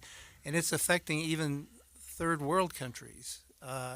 Everywhere is affected by this. And it's a problem. Capitalism relies on growth, relies on expanding and finding new markets and new customers, and also have the innovation of young new workers who come out with new ideas and new patents. When we're shrinking, you have none of that, and it becomes a real problem and kind of a downward cycle that's very hard to pull yourself out of. So what do you see as solutions for increasing the number of immigrants we have in this country? Well, you go back to the George W. Bush era, and there seemed to be an understanding. Our economy relies so much on unskilled labor and immigrants who come here as temporary workers. If you want to really get an idea of how this affects the economy, go talk to farmers and people who rely on immigrants to come and pick crops and that sort of manual labor that average Americans aren't doing. And so I think we need to find some kind of a temporary guest worker issue, and we heard a lot about that 20 years ago, and it's sort of gone away completely. There is no legal means for an agriculture worker to come up from across the border, work during a season, and then go back home. There simply isn't. We need to find that, and we need to find other ways for people to come into this country and to have a pathway toward citizenship. We used to have that worker program. It was the Bracero program, right? And it was JFK who ended it because he had union workers come and say, oh, they're stealing our jobs, which, of course, we know that that's not actually true. But one of the things, and this is a texter, but a comment that I agree with, we need Congress to do their job, too, because everything I've always heard about immigration is that Congress, both sides, agree on 90+% of how to fix our immigration issues, both fixing legal and illegal. And I've heard even Utah leaders say we need a big fence but a wide door, right? And they just don't do anything. Well, it's too big, it's too hot of an issue, and they raise a lot of funds on this. If you're on the right, it's no. The left wants open borders, and so you need to give us money so we can stop that. If you're on the left, it's the opposite, that they're harming immigrants, and we need to do something to stop it. I think it's hard for the two sides to come together because they would lose those perceived advantages. Do you think, Jay, that there is any sort of shift in our just the administration's focus right now, that maybe they recognize with what's happening with ICE, with what's happening with declining birth rates, with what's happening with even just the word affordability, that maybe they've got to compromise this issue, and there may be something on the horizon to open some sort of really structured immigration policy? Well, about a week ago when I was on this show, I kind of thought there was some movement in that regard, and that Kristi Noem might be out on her way out, and that the administration was seeing that this, Republicans even were complaining about tactics and things that were happening in Minneapolis. And that's kind of died down now, and I don't see that happening. But there needs to be some kind of external pressure within the political system that pushes change. I still believe in our republic. I still believe that Congress represents the people, and if the people get angry enough, there will be change. Thanks, Jay. That was Jay Evenson from the Deseret News. Thanks for joining us again. When we come back, the Utah Supreme Court has agreed to hear arguments in a case by Gabby Petito's family against the Moab City Police Department. We'll talk with the family's lawyer when we come back. 10:30 at KSL News Radio. I'm Amanda Dixon. Our top story this hour, Utah's governor will be among roughly 100 Utah government and community leaders who attend part of the Milan Cortina Winter Games this month. Spencer Cox tells the Deseret News he'll be at the Games to learn firsthand what it's going to take to get the state ready for the Olympic spotlight in 8 years. He says he wants to know more about the technology operations and security. Movie director Jared Hess gave a teary goodbye to the Sundance Film Festival in Park City as this year's festival drew to a close. Hess says the cultural impact the festival has had on Utah cannot be overstated, and he credited the success of the festival and all of its accolades to the late Robert Redford. Hess found his success and launched his career with the Sundance premiere of Napoleon Dynamite. Our top national story this hour, Israeli officials announced that the Rafah crossing between Gaza and Egypt has now been opened, but a limited number of people are allowed to cross each day. ABC's Ian Pannell. I think it's an important start of the second phase of President Trump's peace plan, but it is only a start. We're waiting for this technocratic government to come into place inside Gaza and Hamas to hand over power to them and then begin the process of decommissioning themselves. So it's yet to see whether or not that actually happens. And then, of course, the much-needed construction. The crossing has been mostly closed since October 7th, 2023. Your money at this moment, the Dow is up 482. That is 1 full percent. We're at 49,375.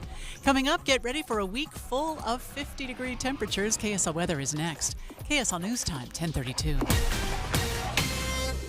A reminder about the simplest way to get updated for your day. Hit your KSL preset when you jump in the car, and we'll take care of the rest. Hear key news updates and traffic reports. Andy and Amanda from 5 to 9 in your car. KSL News Radio at 102.7 FM.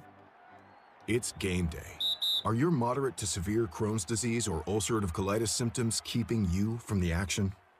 Skyrizi, risankizumab Riza, could help you get back to the game. Skyrizi is proven to help people feel significant symptom relief, achieve remission, and visibly improve damage of the intestinal lining. Skyrizi is a prescription injection medicine for adults. Don't use if allergic to Skyrizi. Serious allergic reactions, increased infections, or lower ability to fight them may occur. Before treatment, get checked for infections and tuberculosis. Tell your doctor about any flu-like symptoms or vaccines. Liver problems leading to hospitalization may occur when treated for Crohn's or ulcerative colitis. Control is everything to me. Ask your doctor about Skyrizi, the #1 prescribed biologic in Crohn's and ulcerative colitis combined. Learn more at skyrizi.com or 1-866-SKYRIZI. Most of us like to be out in the sun. That's why sunscreen and other safety measures are key to protecting your skin from aging and cancer. The FDA recommends using a sunscreen with a sun protection factor, or SPF, of 15 or higher. Also, look for broad spectrum on the label. That means both harmful ultraviolet A and B rays are blocked. UVA rays age the skin, UVB rays burn, and both cause cancer. But the perfect sunscreen doesn't count if you use it wrong. Don't need sunscreen on a cloudy day? Wrong. 80% of UV rays still get through the haze. Only use sunscreen at the beach? Nope. Anytime you're outside, UV rays attack the skin, so you need protection. And you have to reapply sunscreen every 2 hours. Remember, SPF plus broad spectrum equal healthy fun in the sun. Visit www.fda.gov/sunscreen for more information. A message from the U.S. Food and Drug Administration. Traffic and weather together, brought to you by UCCU. Supercharge your savings at uccu.com. And here's Jason Jones. Amanda, we're looking pretty good on I-15. Really no problems at all along the Wasatch Front, both north and southbound between Payson and Ogden. You're going to be running at regular speeds. We do have reports of an accident. This is going to be 15th East and 13th South in Salt Lake City. We haven't got it on camera or anything, so we don't know if it's actually there, but we are hearing that, so you might want to avoid that intersection if you can. Otherwise, the rest of your side streets and major highways, they're looking pretty good at this point this morning. Not really seeing any trouble into the canyons either. It's actually looking pretty fantastic out there right now. Put your energy into the fight song, not fighting for parking. You win when you take UTA to the game. Plan your trip at rideuta.com. I'm Jason Jones in the KSL Traffic Center. We'll get up to 52 today and tomorrow. Then we warm up to 57 by Sunday. No storms in the 7-day forecast. Right now, it's sunny and 41 degrees. I'm Amanda Dixon from the KSL Common Spirit Health Studios. Listen online at kslnewsradio.com. We're Utah's news, traffic, and weather station. The all-new Inside Sources. Your inside access to the people and policies shaping Utah's future. Here are Greg Skordas and Holly Richardson on KSL News Radio. So the Utah Supreme Court is going to hear oral arguments in the family of Gabby Petito's case against the Moab City Police Department. And if you remember, she was a travel vlogger using video, and she was reported missing on September 11th, 2021. Yeah, she and her fiance Brian Laundrie were doing this van life, traveling around the country. She became missing at one point. Eventually, her remains were found at Grand Teton National Park in Wyoming, where their van had been previously spotted. But what has brought this to the attention of the Utah courts was this. In August of 2021, a month before she was found, month before her body was found, she was stopped with her fiance in Moab, Utah after a 911 call. Moab Police Department authorities responded. There was some body cam footage of her crying. She seemed to be upset. The officers separated them but didn't make an arrest. And at the time, and even today, Utah law presumes in a situation like that, maybe even requires it, that the parties be separated, that one of them be taken into custody. But the Moab Police Department made the decision, for whatever reason, to separate them for some period of time, but maybe not as long as it should have been justified. She was later found dead, and so a lawsuit was brought against the Moab Police Department for not following procedures, and which ultimately they believe resulted in her death. So we have with us on the line Brian Stewart. He's a trial attorney and the lawyer for the Petito family at Parker and McConkey. Thanks for joining us today, Brian. Thank you so much for having me. I appreciate it. I think the very first question is, why did the Utah Supreme Court agree to hear this case? Well, the Supreme Court agreed to hear the case because it was an issue that is important to Utahns and one that we believe where there's a conflict between what the Utah Constitution says and what the Governmental Immunity Act says. And so we're hoping that we can get some clarity on that issue and get it resolved. Brian, can you tell us, I probably butchered it, what happened at the trial court level? What their logic was for dismissing the case? Well, at the trial court level, it was dismissed because of a provision of the Governmental Immunity Act that relieves the government of responsibility if the injury is caused by an assault or battery, arises from an assault or battery caused by a third party. And so the law did require that the case be dismissed, but we believe that the law is wrong and is in conflict with the Utah Constitution, which provides that the right to recover for wrongful death damages shall never be abrogated and can't be limited by statute. Oh, so you're challenging the law itself. I thought you were challenging the way that it had been interpreted by the trial court. You're claiming that the governmental immunity law is inconsistent with the Utah Constitution, correct? Yes, that's right. Okay. In what respect? What would the Constitution, what would your argument be in terms of what the Constitution requires different than what that law, how it was implemented? Well, I mean, just specifically that Article 16, Section 5 of the Utah Constitution says that the right to recover against the government for wrongful death claims cannot be limited by statute, and the governmental immunity statute purports to limit that right. So, Brian, is there any proposed legislation on Capitol Hill that might address this, or is it really just going to be a decision from the Supreme Court? I don't think there's any legislation to address it. It'll just be how the court interprets it. We have Justice Durham, former Chief Justice of the Utah Supreme Court, who agrees with our interpretation and will be arguing on behalf of Gabby's family in March, and we're hopeful that we prevail. Brian, can you remind our listeners about the lawsuit itself? What was your cause of action as it relates to Moab City Police Department? Well, the cause of action is negligence and wrongful death. That they had an opportunity to intervene and to prevent these series of events from happening, and if they had followed the law and seen and the warning signs that were there, that Gabby would still be alive today. So what could this mean for families who are not the Petito family, but that they allege police failed to act before violence occurred? Well, generally speaking, this would be important for Utah families and for Utah law enforcement to have clarity about when they can be held responsible for not following the law, when their mistakes or negligence leads to these kind of consequences. We don't view the case as being anti-law enforcement. Accountability and public safety go hand in hand, and clear rules protect victims and officers by making those expectations unmistakable. So no one's asking for perfection. We're asking for responsibility when the law sets a clear standard of care and it's not followed. We're speaking with Brian Stewart, trial attorney for the Petito family, and at Parker and McConkey. Brian, are there any parallel federal statutes, or is this all being argued under Utah law?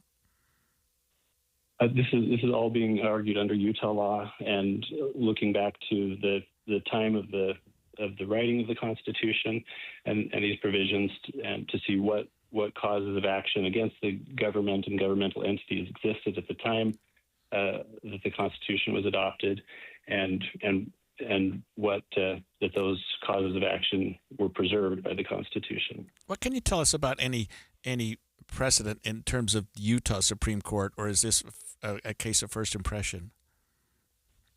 Well, there are prior cases, and in fact, there is an interpretation of the Governmental Immunity Act that is found to be constitutional, and that would have been actually decided when Justice Durham was on the court, and she believes that was wrongly decided. I think she dissented on that, didn't she? Right. So it would be a matter of overturning prior precedent by the Utah Supreme Court. So, Brian, can you tell our listeners what's the main message from Gabby's family? What is it they're hoping to get across here? Well, the Petito family really didn't choose this fight, but they chose not to walk away from it. They want answers and accountability and systemic change so that another family doesn't have to endure this kind of loss. And win or lose, they've dedicated much of their time and energy to traveling around the country to help protect other victims of domestic violence by training law enforcement and other interested groups to help educate them and improve best practices in this area. And just a final question, Brian, if you prevail with the Utah Supreme Court, what it means is that your lawsuit is able to proceed, not necessarily that there's a winner or loser, correct? That's correct. Yeah. If we win at the appellate level, then we would be right back where we were and need to prove the case in front of a Utah jury. Interesting. Okay, and then one last question. When do oral arguments begin on this? They are on March 4th, and I believe they're at 10 a.m. Okay. And they can be accessed online if people want to watch online. All right. Thanks for joining us. That was Brian Stewart. He's a trial attorney and the Petito family lawyer with Parker and McConkey. So interesting. And I remember reading a lot of stories about that case when it was unfolding, and And I don't remember exactly, but it seems to me like she had been choked. And that's one of the, high lethality indicators, as we've learned with domestic violence. Yeah, So- it's a question of whether, following the strict letter of the law, which Moab police may or may not have done, and officers' better judgment, which was, hey, these are just a couple of kids, let's let them go. Because the result of what happened here, whether you blame Moab City or not, was tragic. I mean, the worst possible thing happened. And so I can understand the family wanting some redress for that. We'll see what the Supreme Court does. I work with law enforcement, and you sort of expect some level of immunity, but at what point does that become too far? Yeah. All right. Well, the federal government is back in a partial shutdown, and we're going to talk with congressional correspondent Cami Mondo about what that actually means when we come back. I'm back to doing what I love and more, thanks to the Good Feet store. Do you want to walk, play pickleball, and enjoy other fun activities to stay healthy, but you can't because of bad feet? Hi, this is Mike, and the Good Feet store wants to help. I just had difficulty walking. I tried them on in the store, and my foot felt so much better. Do you keep buying new shoes and inserts with little or no relief? I tried all kinds of shoes. It was the arch supports that made the difference from the Good Feet store. Don't let bad feet, knees, or back problems get in the way of staying healthy and having fun. Thanks to the Good Feet store, I bowl in 3 nights a week. Get back to doing what you love. At the Good Feet store, we'll personally fit you with high-quality arch supports to maximize your comfort. Stop in the Good Feet store or book your free fitting at goodfeet.com. We have locations in Farmington, Riverton, and Sandy. Thanks to the Good Feet store. More than 50 million Americans suffer from a form of mental illness. And Utah isn't immune, with nearly 1 in 3 people dealing with anxiety, depression, or another form of mental illness. But there's hope. We can all take action to keep ourselves and our loved ones safe. That's why KSL has teamed with the Huntsman Mental Health Foundation to bring you hope and help you thrive. It's Healthy Mind Matters. Find out more at healthymindmatters.com. Taxes was waiting on the refund you needed yesterday.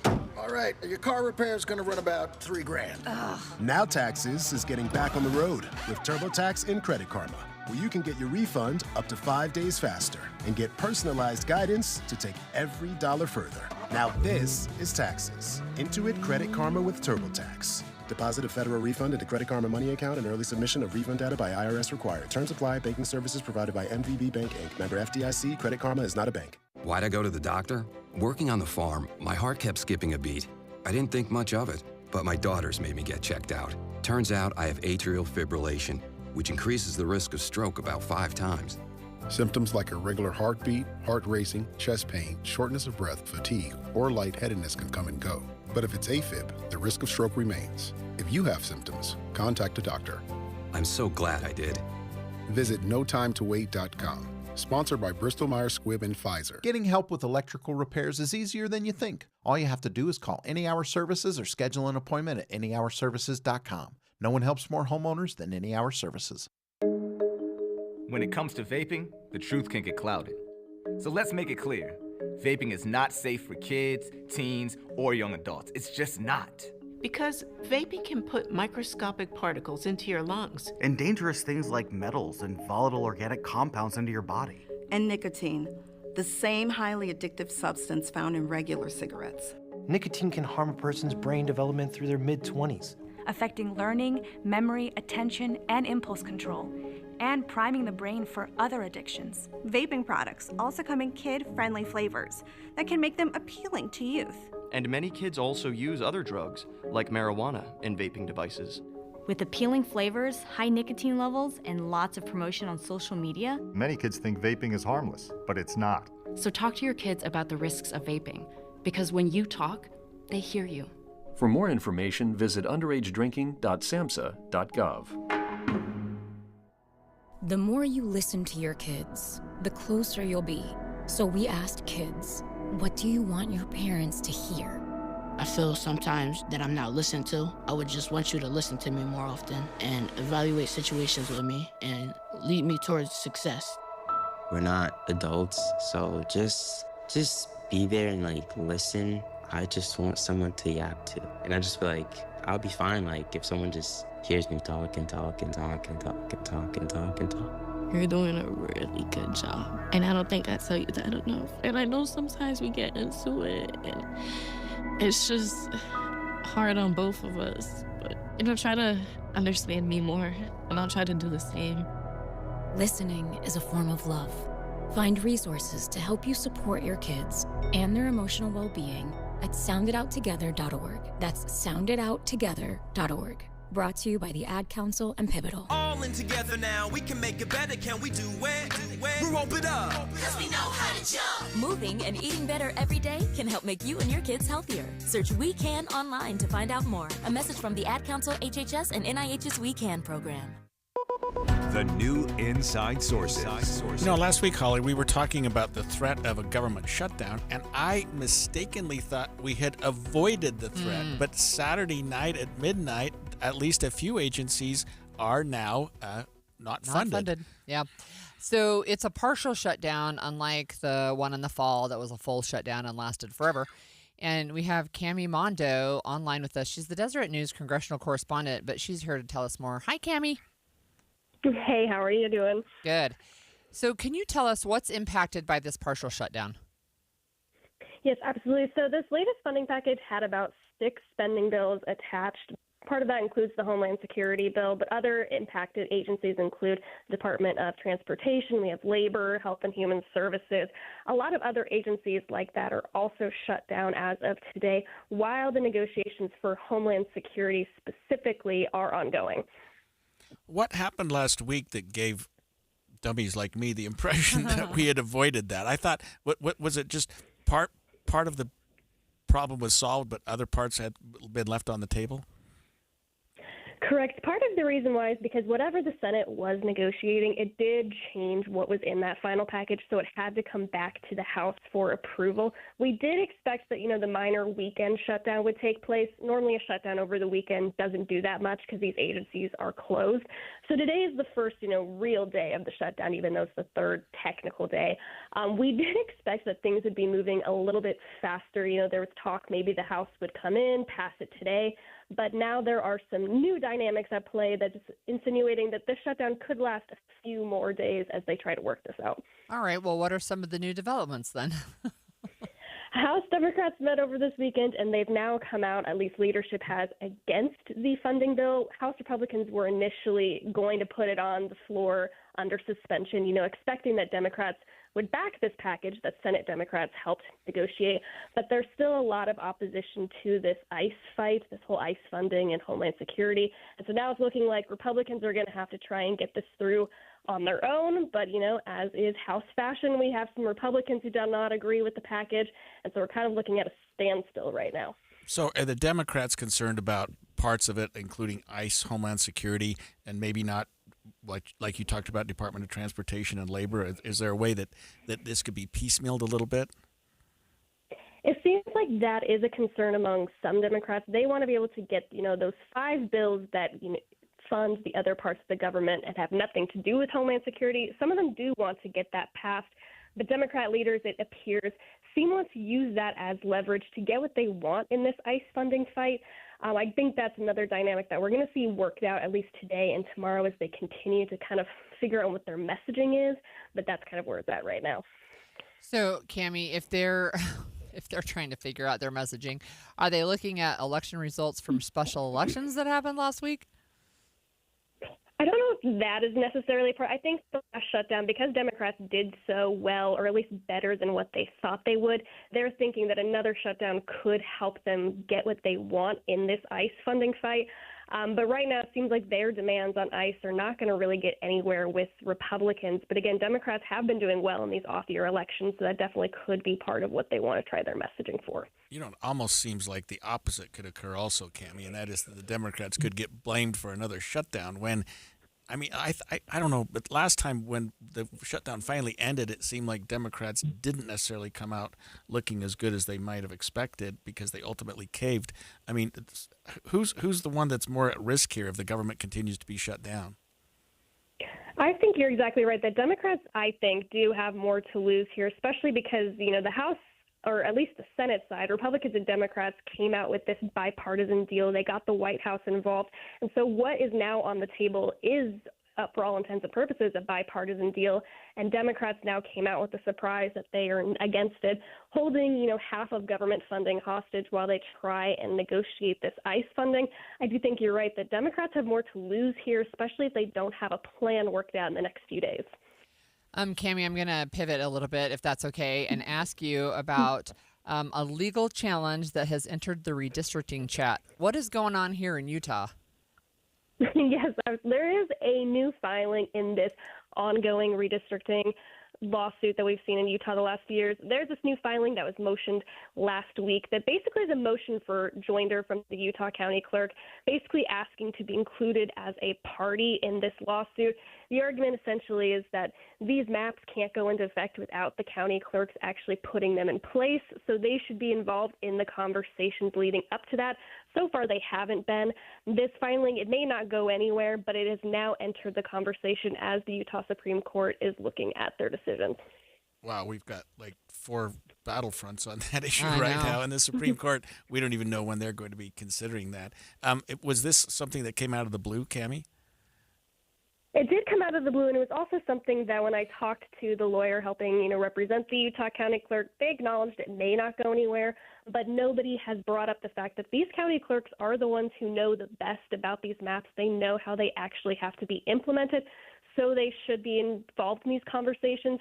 Even though it might not go anywhere right now, I think it might help set the stage for if this does drag on for a couple of years, they could reuse that argument to kind of expedite their involvement later. So I have a question for both you, Cami, and for Greg, because this motion for joinder, I don't understand really what that is, although you've explained it in your article, just that they want to be included. But what rights would they have? I mean, would they testify in front of court? What does that mean? I think it mostly helps with the information side, saying that this is how you can draw lines, this is not how you can draw lines, because they were pointing to, especially in these latest maps, that some of the boundaries actually go through certain cities or through certain neighborhoods. We see that especially in the map that was thrown out just last year. Basically, that's something that cannot be done under state law, but it happens occasionally. And so these county clerks are saying that's one example of why we should be involved, because we can help draft maps and implement maps that are actually legal. Yeah, so Cami is exactly right, Holly, and that is that they're coming in and saying, look, we should be a part of this. We want to join the fight. We've got a dog in the fight, so to speak. We've got a stake in the game, and rather than file our own lawsuit, there's one pending. We want to join into that and become part of the equation. And I think that makes sense. And from their perspective, I don't know what it'll do to the lawsuit, but it allows more parties to jump in and more opinions and more opportunity for people to weigh in with this Utah Supreme Court and say, look, this affects us as well.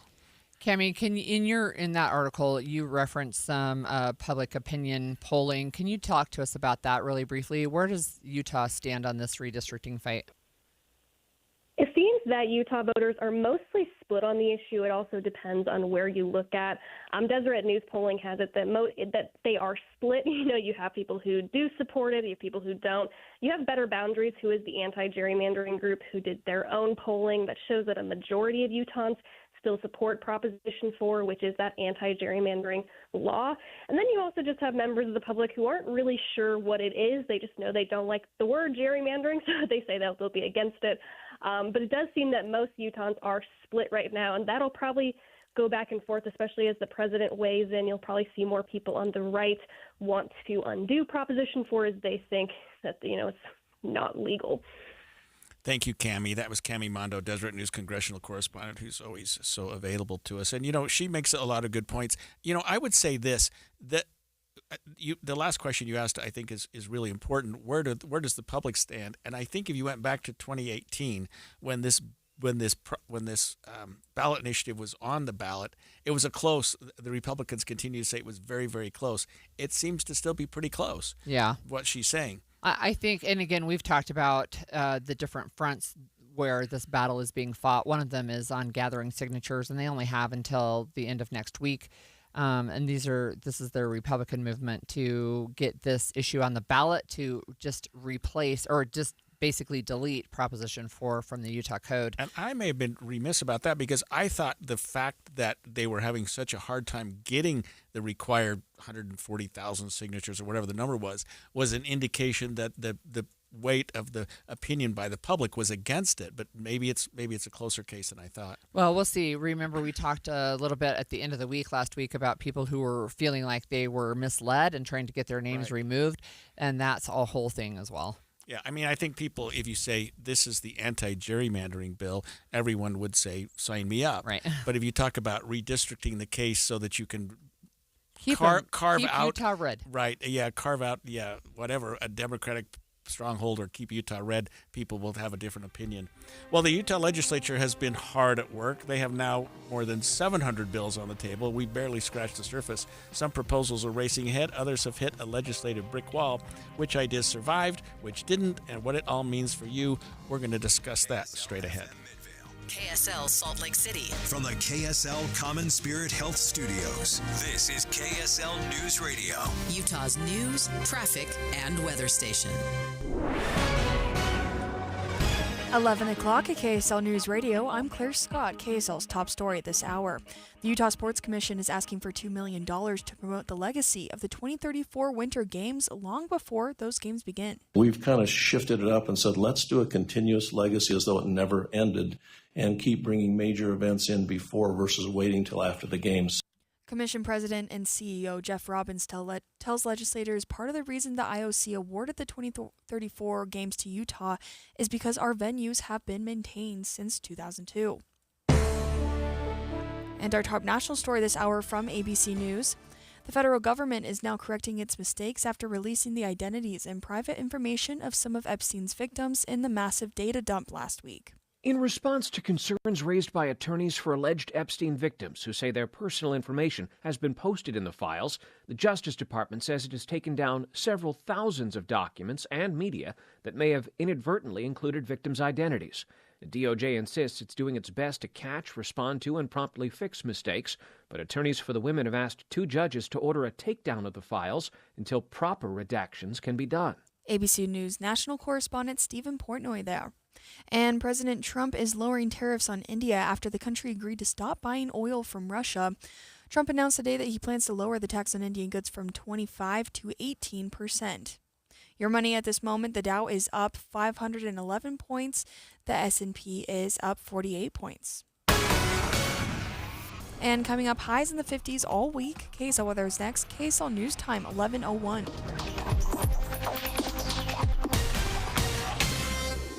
The sources where we get our news matters. When you listen to Utah's Morning News, we want you to feel the stories are important to you and trustworthy. This is Amanda Dixon. And I'm Andy Farnsworth. Join us weekday mornings on KSL News Radio. Are you living with dry AMD? If so, you could be on the road to geographic atrophy, or GA, a condition that leads to retinal cell death and permanent vision loss. But with Izervay, you can slow it down and get it going slower. Izervay slows GA progression by targeting a key source of retinal cell death, which may help preserve your vision longer. Izervay, or Avastin Captid Pagel, is a prescription eye injection used to treat GA. Don't take it if you have an infection or active swelling in or around your eye. Izervay can cause eye infection, retinal detachment, or increased risk of wet AMD. Izervay may temporarily increase eye pressure. Your vision may be impaired after an eye injection or exam. Don't delay. Ask your doctor about Izervay today. Izervay gets GA going slower. Visit Izervay.com. That's IZERVAY.com. Paid for by Astellas Pharma. 1-877 Cars for Kids. KARS Cars for Kids. 1-877 Cars for Kids. Donate your car today. 1-877 Cars for Kids. Donate your car today. Ready to get rid of that old car? Donate it to Cars for Kids.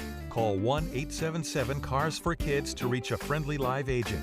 Donation's super easy, and your car can be picked up as soon as tomorrow. Call us now, 1-877-CARS-FOR-KIDS. That's Cars with a K to donate your car today. 1-877 Cars for Kids. KARS Cars for Kids.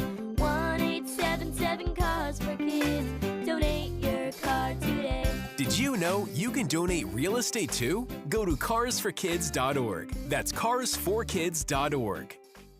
Thursday on KSL. On the face of it, it's a harmless prank.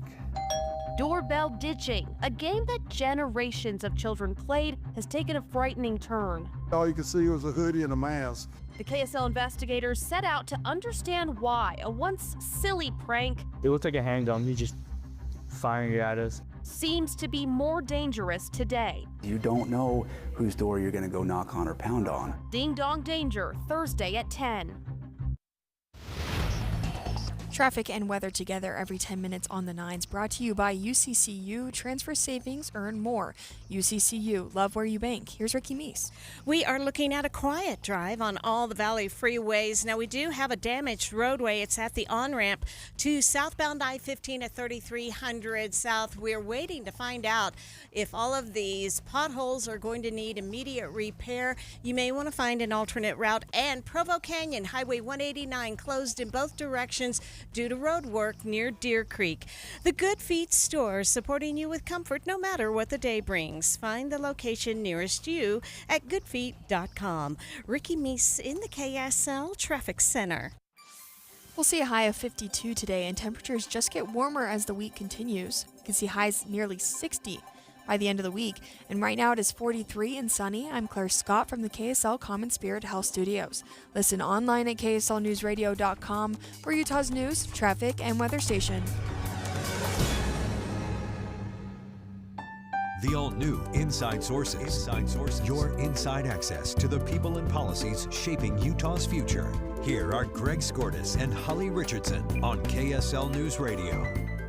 Eye on the Hill 2026. Special coverage on Inside Sources. And we are keeping our eye on the Hill. Today is day 14, Holly, of a 45-day legislative session. And the session goes 45 calendar days. Right. Weekends and holidays, they just Everything play into included. it. So I want to ask you, having been on the Hill and having served in the legislature, is there anything that's occurred so far that surprises you? And one of the things that shocked me a little bit was how quickly the bill involving the judiciary flew through the system and has already been signed by the governor. But that's just me. Yeah, I mean, we knew, I think, going in that there was support for this bill, and so I'm not surprised that it's already made its way through. The thing, I think, with the beginning, it's still kind of the beginning of the session, although we're starting week 3. I guess it's not really the beginning anymore. We're almost a third of the way through. But you're going to have bills that had support going into the session that will be the first bills that make it all the way through. And then there's also additional bills, and we've talked about a number of them on our show. And some of them are stalling, and some of them are moving forward, and some of them haven't even been heard at this point, right? So there's 700, I think as of this morning, 737 bills that have been fully drafted and released. But that doesn't mean that's all. It means that the drafting attorneys for the legislature haven't finished working on the bills, that requests that they already got. So legislators now, they can't start a new bill request, but they can take a current bill that was maybe what's called a boxcar bill, where it's pretty broad, and put language into that, or they can ask leave of the body to say, can I open a bill file on this topic, and this is why I need to do it now. But there could be another 500 bills that are still in process that'll come out before the end of the session. And how do our Senate president and House leader play into which bills are being considered? So there's a number of ways. I mean, certainly the chair of the Rules Committee on either side, they're the ones that can be gatekeepers, if you will, and they assign bills to different committees, and they can be a bill that is assigned to a committee that it maybe doesn't make as much sense, but it's friendlier that way, or the bill sponsors the chair of the committee or something like that. You can do that. So the chair of Rules in both houses, or the House and the Senate, they can decide where the bills are assigned. But you also have leadership who can weigh in on whether bills are actually heard or not. And those are closed door conversations, kind of behind closed doors. That's part of the sausage making that we don't really get insight into, but certainly they can weigh in on what's heard. I think what's troubling to a lot of people, myself included, is this. We have so far 757 bills, and we're in day 14. And like 6 of them have been signed into law. Right. Yeah. So, but that presumes if we're going to consider these, that we're going to be considering something like 20 or 30 bills a day. I mean, how does a legislator? They don't. Right. How do they even possibly be prepared for something like that? Yeah. So one of the ways that legislators do that is that they don't focus on bills that are not in front of them in committee, right? So they'll look at bills before they come to the House floor, for example, if they're in the House, vice versa in the Senate. But if you don't discuss it in committee, because bills do die in committee, right? And you'll see bills. In fact, there's stories about bills that haven't even had a hearing yet. I was looking at one today about animal fighting. That bill hasn't been assigned to a committee. I'm sure it will be, but it hasn't been yet, right? So a lot of people, they're not going to pay attention to that because it's not right in front of them. So I did want to talk about some of the bills that have died that we've talked about. So we talked on Friday, we talked about a bill that Representative Trevor Lee was talking about that would change the process for getting an exemption for vaccinations in schools, and oh, right. What Yes. he was hoping is eventually to get to the point where it's no longer a mandate. But what happened is that bill died in committee, so it was a 6-6 vote. Which, if it's a tie, then it dies, and so that bill is not going to move forward. And that bill would allow for a greater ability for parents to opt out of. Well, the bill, the way he changed it would have made it so you don't have to watch a video and you can just sign online. Because it failed, then the default is the current law, which is you have to watch a video before you can get the exemption. Now, another bill we talked about was the minimum wage law, and it was scheduled to be heard on Friday, but it didn't get brought up in committee. And so it can just be, hanging out there. I suspect that bill is not going to pass, but, well, I'm pretty sure. that bill's, I mean, with no But it offense didn't to get the author, that bill's probably not going to get very far at all. Just a $20 an hour minimum wage seems like there's very unlikely to get much traction with our legislature. Yeah, there was another bill that did not get out of committee, and that was a bill that would allow women who are pregnant to use a handicap pass for parking. That bill didn't make it out of committee. There will be an ongoing number of bills. In fact, recently I just saw that there's something like 140 bills related to education this year. That's K through 12. Most of those bills will at least be heard at some level. So what we know is out of 1,200-ish bills that are drafted and ready for discussion, the legislature will have time to get to about 900 of them. They'll pass about 600 of them. But to your point about how do they do that so rapidly, it's the last week of the session, and that's when things are just fast and furious. There's no more committee meetings. It's really just floor time, and there's limited debate as you start to really crank through these bills end. There was one education bill, and I don't know if you know exactly where it is, but I think it was Kathleen Reeby's bill about civics and teaching 10th graders about the law and about what to do. It seemed like a fairly... I don't know where that bill was at the time or if it's gone anywhere, but that was a bill that I thought had some... Yeah, where she was talking about, look, kids need to know, we're going to start with 10th graders who are about age 16, and those 10th graders need to know what are their legal obligations when they turn 18, right? If you could go enter into a contract, for example, and then you're going to be liable if you don't fulfill the terms of that contract. So we did talk about that, and we're going to see it went to a committee hearing, and it failed in committee, actually. So it's not going to move forward. Yeah, that was an interesting bill that I thought made some sense. Seems to make sense, yeah. So how much time is spent with these bills in committee as opposed to the general... Like on the floor? Yeah. So at this point, I guess we're doing a lot of committee work. Yeah, there's more committee work, but typically you'll have more conversation in committee because that's when it's open to the public.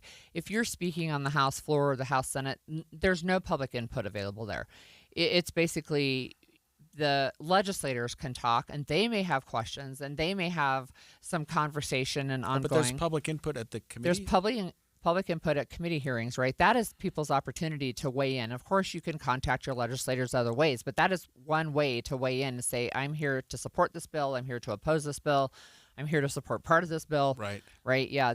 That's where the public gets to weigh in. And I'm assuming that the committee's vote means a lot when you're at the floor. If a committee has approve something unanimously, maybe the floor would look at that as a favorable. Typically that carries weight if it's unanimous, but a lot of times you'll have bills that do split on party lines, and by the time they get to the floor, there's a broader discussion. Or I've seen this too, right, where there's back and forth between fighting amendments. And so somebody will put on an amendment that the bill sponsor thinks is hostile. It's like a takeover of the bill. And I've even seen where they substituted the bill, and it was totally different, almost the reverse of the original, and the bill sponsor killed their own bill.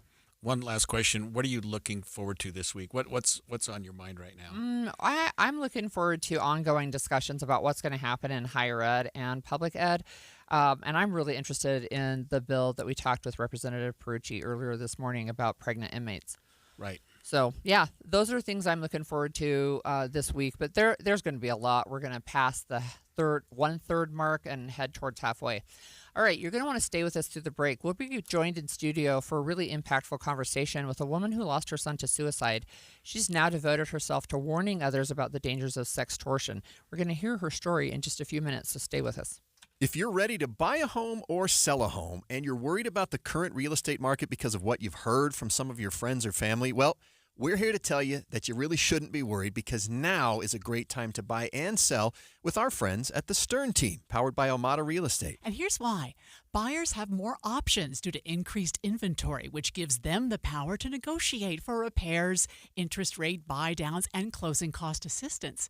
While at the same time, sellers are still getting top dollar for their homes, with home values that are higher today than ever before. So whether you're looking to buy or sell, the current real estate market presents a win-win opportunity for both buyers and sellers. But you still do want to make sure that you're working with a team of real estate experts you can trust that can get you some great results. And that's our friends at the Stern Team, powered by Almada Real Estate. They have helped thousands of Salt Lake City homeowners, and they're ready to help you. To get started, just go to thesternteam.com. That's thesternteam.com, or Google The Stern Team. It all started with a commitment to comfort. Gillette Heating and Air is proud to be Utah County's go-to team for expert HVAC and plumbing solutions. Need a repair, upgrade, or seasonal tune-up? Don't let cost hold you back. With 0% financing available, it's easy to get the work done now and pay later. Plus, save $100 on any repair over $500 and keep your system running strong with a professional tune-up before the heat hits. Visit GilletteHVAC.com or call 385-GET-COOL to book today. Homegrown service pros, financing made simple, comfort made easy. Carrier, turn to the experts. A Carrier factory authorized dealer. Alpine Home Medical, we bring wellness home. Hey folks, it's Jay Broadbent here with Alpine Home Medical, celebrating 28 years of keeping Utah and Idaho comfortable and at home. Back in '97, I started with a truck, a dream, and a lot more hair. Today, we've got 11 stores from Idaho Falls to St. George. From the moment you step into our clean, welcoming showrooms, you'll feel the Alpine difference. Our team will be there to listen and guide you to the best solutions for your needs. We believe that the right equipment can transform lives.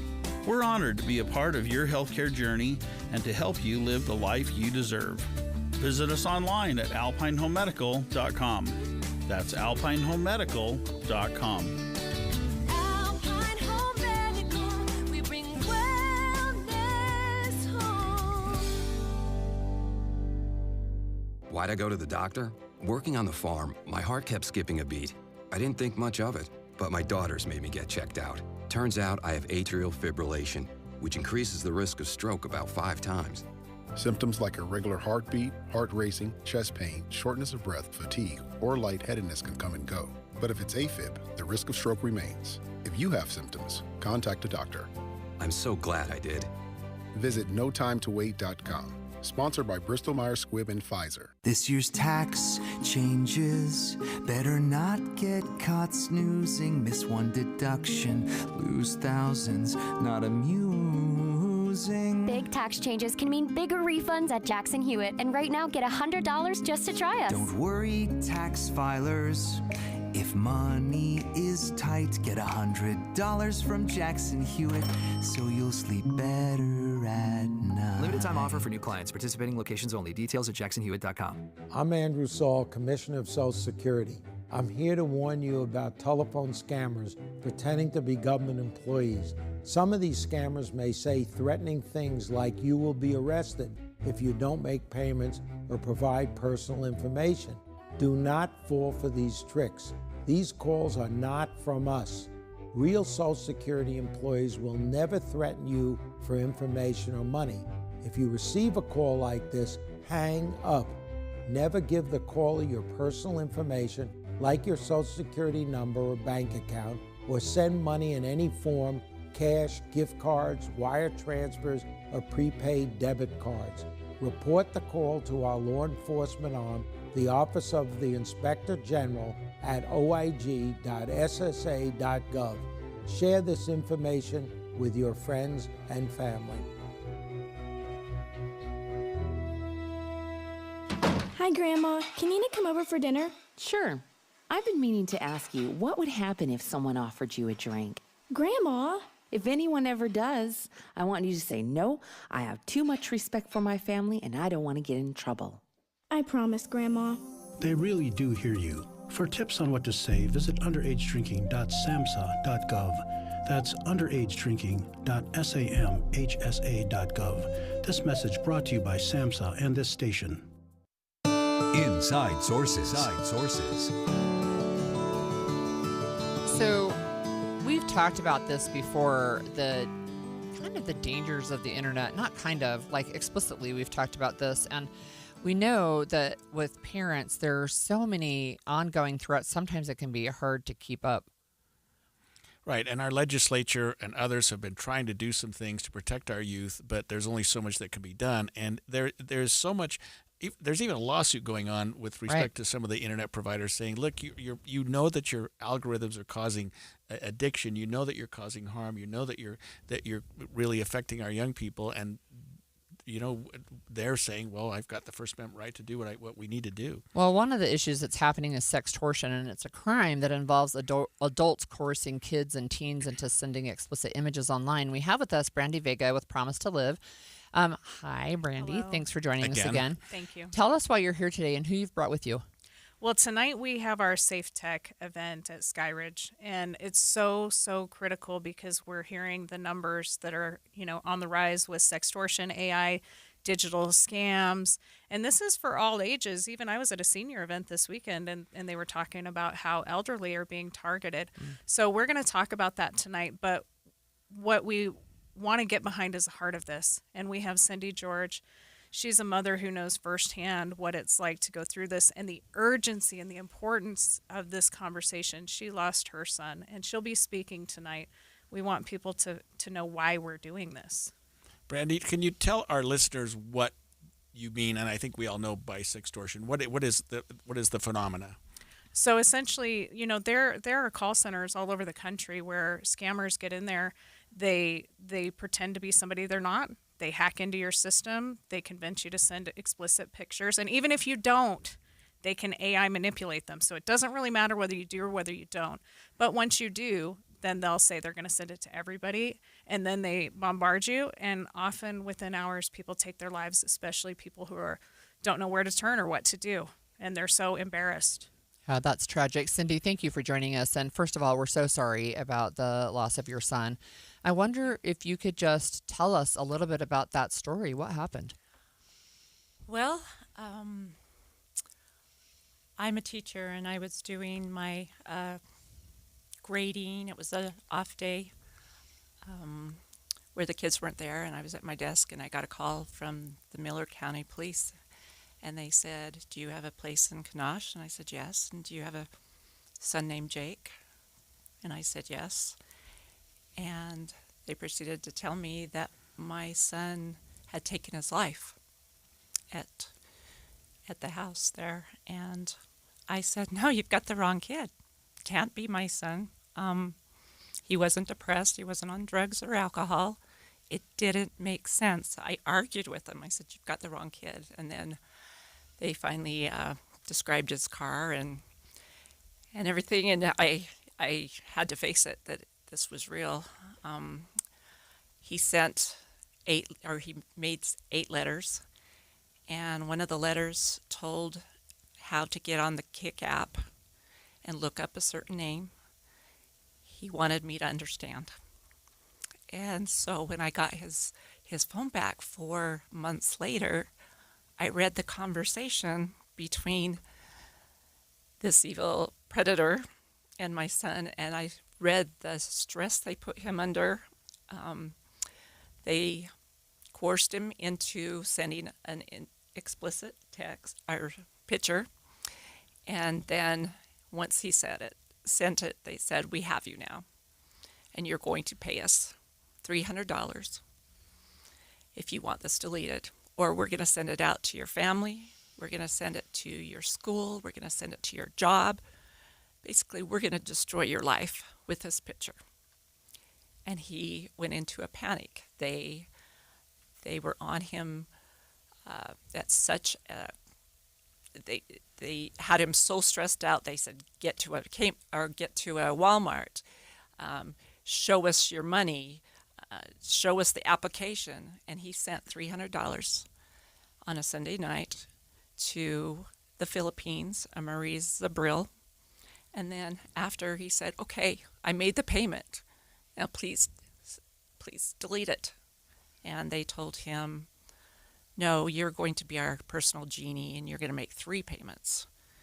And he proceeded to make 3 more throughout the week. This all happened in 5 days. And he gave them every penny he had. $680. He was going to college. He was about to graduate. He gave him everything he had, and then they said, "Well, you work at UPS. In 2 weeks, we'll get another payment from you." And at that point, I saw, or I read how he gave up. And he said, "Well, you're not going to get anything from me if I'm not here." And they said, "Oh, are you going to kill yourself like the 5 other guys did? Go ahead, do it. You'll be the 6th, and I don't care." And then they proceeded to push him to do it. And from start to finish, 5 days, and he was gone. He said in his letter to me, he said, "I'm so sorry, Mom. You were a good mom. I love you. But they're going to take everything from me. I don't know what to do." You know, if he would have just talked to someone, we could have told him a picture is not going to destroy your whole life. But he didn't talk to anyone. He was embarrassed. And so I'm here to talk about it. So maybe one kid won't take the bait. Maybe one kid won't have to go through what my son went through. And maybe one mom won't have to bury their son. Cindy, in terms of our listeners, what can you tell them about how this started? What was it that got them into his psyche, into him wanting to cooperate with them? We don't know for sure where it started. It was either he was on some dating sites, and he was also on Facebook. I feel like it was Facebook because they sent names of family members to him and said, we're going after them next. And they got that from his Facebook. They got his place of employment, everything from Facebook. And then they got him to move to the app. And it was kind of like you show yours, I'll show you mine. I'll send you a picture, you send me a picture. I think they groomed him to the point where he agreed to send a picture. So, Cindy, what is your message to parents? Talk to your kids. Talk to them about the dangers. Talk to them and tell them no matter what happens, they can come to you. No matter how embarrassing, or if they feel stressed out and think there's nothing that they can do, that they need to know that they can come to you. I wish my son would have come to me and I could have helped him through this. Yeah. Brandy, what can you tell our listeners about the event tonight? It's going to be tonight at Sky Ridge. Go to promise2live.org. We have information on there, but we're going to hear from Cindy because I think you have to understand Holly, you had an experience that you did. shared. I shared this story with one of my friends and said, this is what we're doing. She goes, this happened to my son. And then when he spoke up, he told a few of his friends, and 3 of them said, it happened to me. Yeah. If you think it's not happening, you're wrong. It is. And so tonight we want to talk not just about sextortion, but AI, manipulated media, and overall digital addiction and the impact on our health. It's critical. I wonder if you both will stay with us over this break and we can continue the conversation. I mean, you did mention that I shared a story. My son was also a target, and whoever the person was on the other side did start sending out inappropriate pictures to the family and friend list. And my son was horribly embarrassed, but he did come to us and we were able to say exactly what you said, Cindy. It's fine. It's a lesson learned, right? But this is not going to destroy your life. But taking your life, that's really rough. We're going to continue our conversation. Cindy, do you mind sticking around with us? Yes. We'll be right back. 11:30 at KSL News Radio. I'm Claire Scott, KSL's top story. And it is breaking news. A woman is in critical condition after she was hit while crossing the street in Salt Lake City. Police tell us the woman is in her mid-50s and was hit by a black truck near Uinta Elementary on 13th South. Officials say the intersection at 15th East will be closed for several hours while police investigate. And our top national story this hour from ABC News. Authorities are trying to find the 84-year-old mother of Today Show anchor Savannah Guthrie. Investigators in Pima County say it is clear to them a crime occurred. Nancy Guthrie is unable to walk away on her own, and there is evidence on scene that she did not leave her home on her own accord. Pima County Sheriff Chris Nanos. This is not a dementia related. She is as sharp as a tack. He says she takes a medication that if she does not have within 24 hours could be fatal. The FBI is now helping look for Nancy Guthrie. Alex Stone, ABC News. Life expectancy in the U.S. has seen a boost as drug overdose deaths and COVID deaths fell last year. Drug overdose deaths spiked during the COVID-19 pandemic, but the CDC says they are returning back to more normal levels. Drug overdoses remain the leading cause of death in the United States. Your money at this moment, the Dow is up 444 points. The S&P is up just 44 points. And coming up, springtime temperatures this week. KSL weather is next. KSL News Time, 11:31.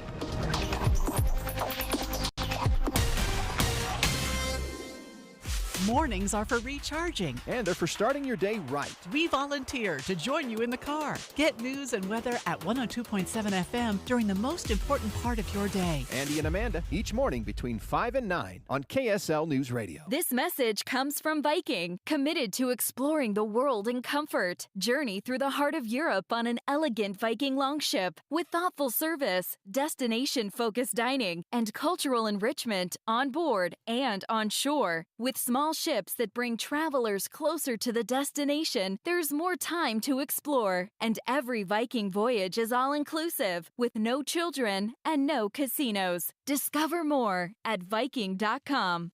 If society collapsed tomorrow, how long would your family last? If you run out of food, probably not very long. That's why over 3 million American families trust My Patriot Supply for preparedness. Right now, you can get their best-selling 3-month food kit for $100 off. It's 3 months worth of real, hearty meals that give you 2,000 calories a day and last up to 25 years. Go to MyPatriotSupply.com to get your 3-month kit for $100 off. The discount won't last long, so go to MyPatriotSupply.com today. That's MyPatriotSupply.com.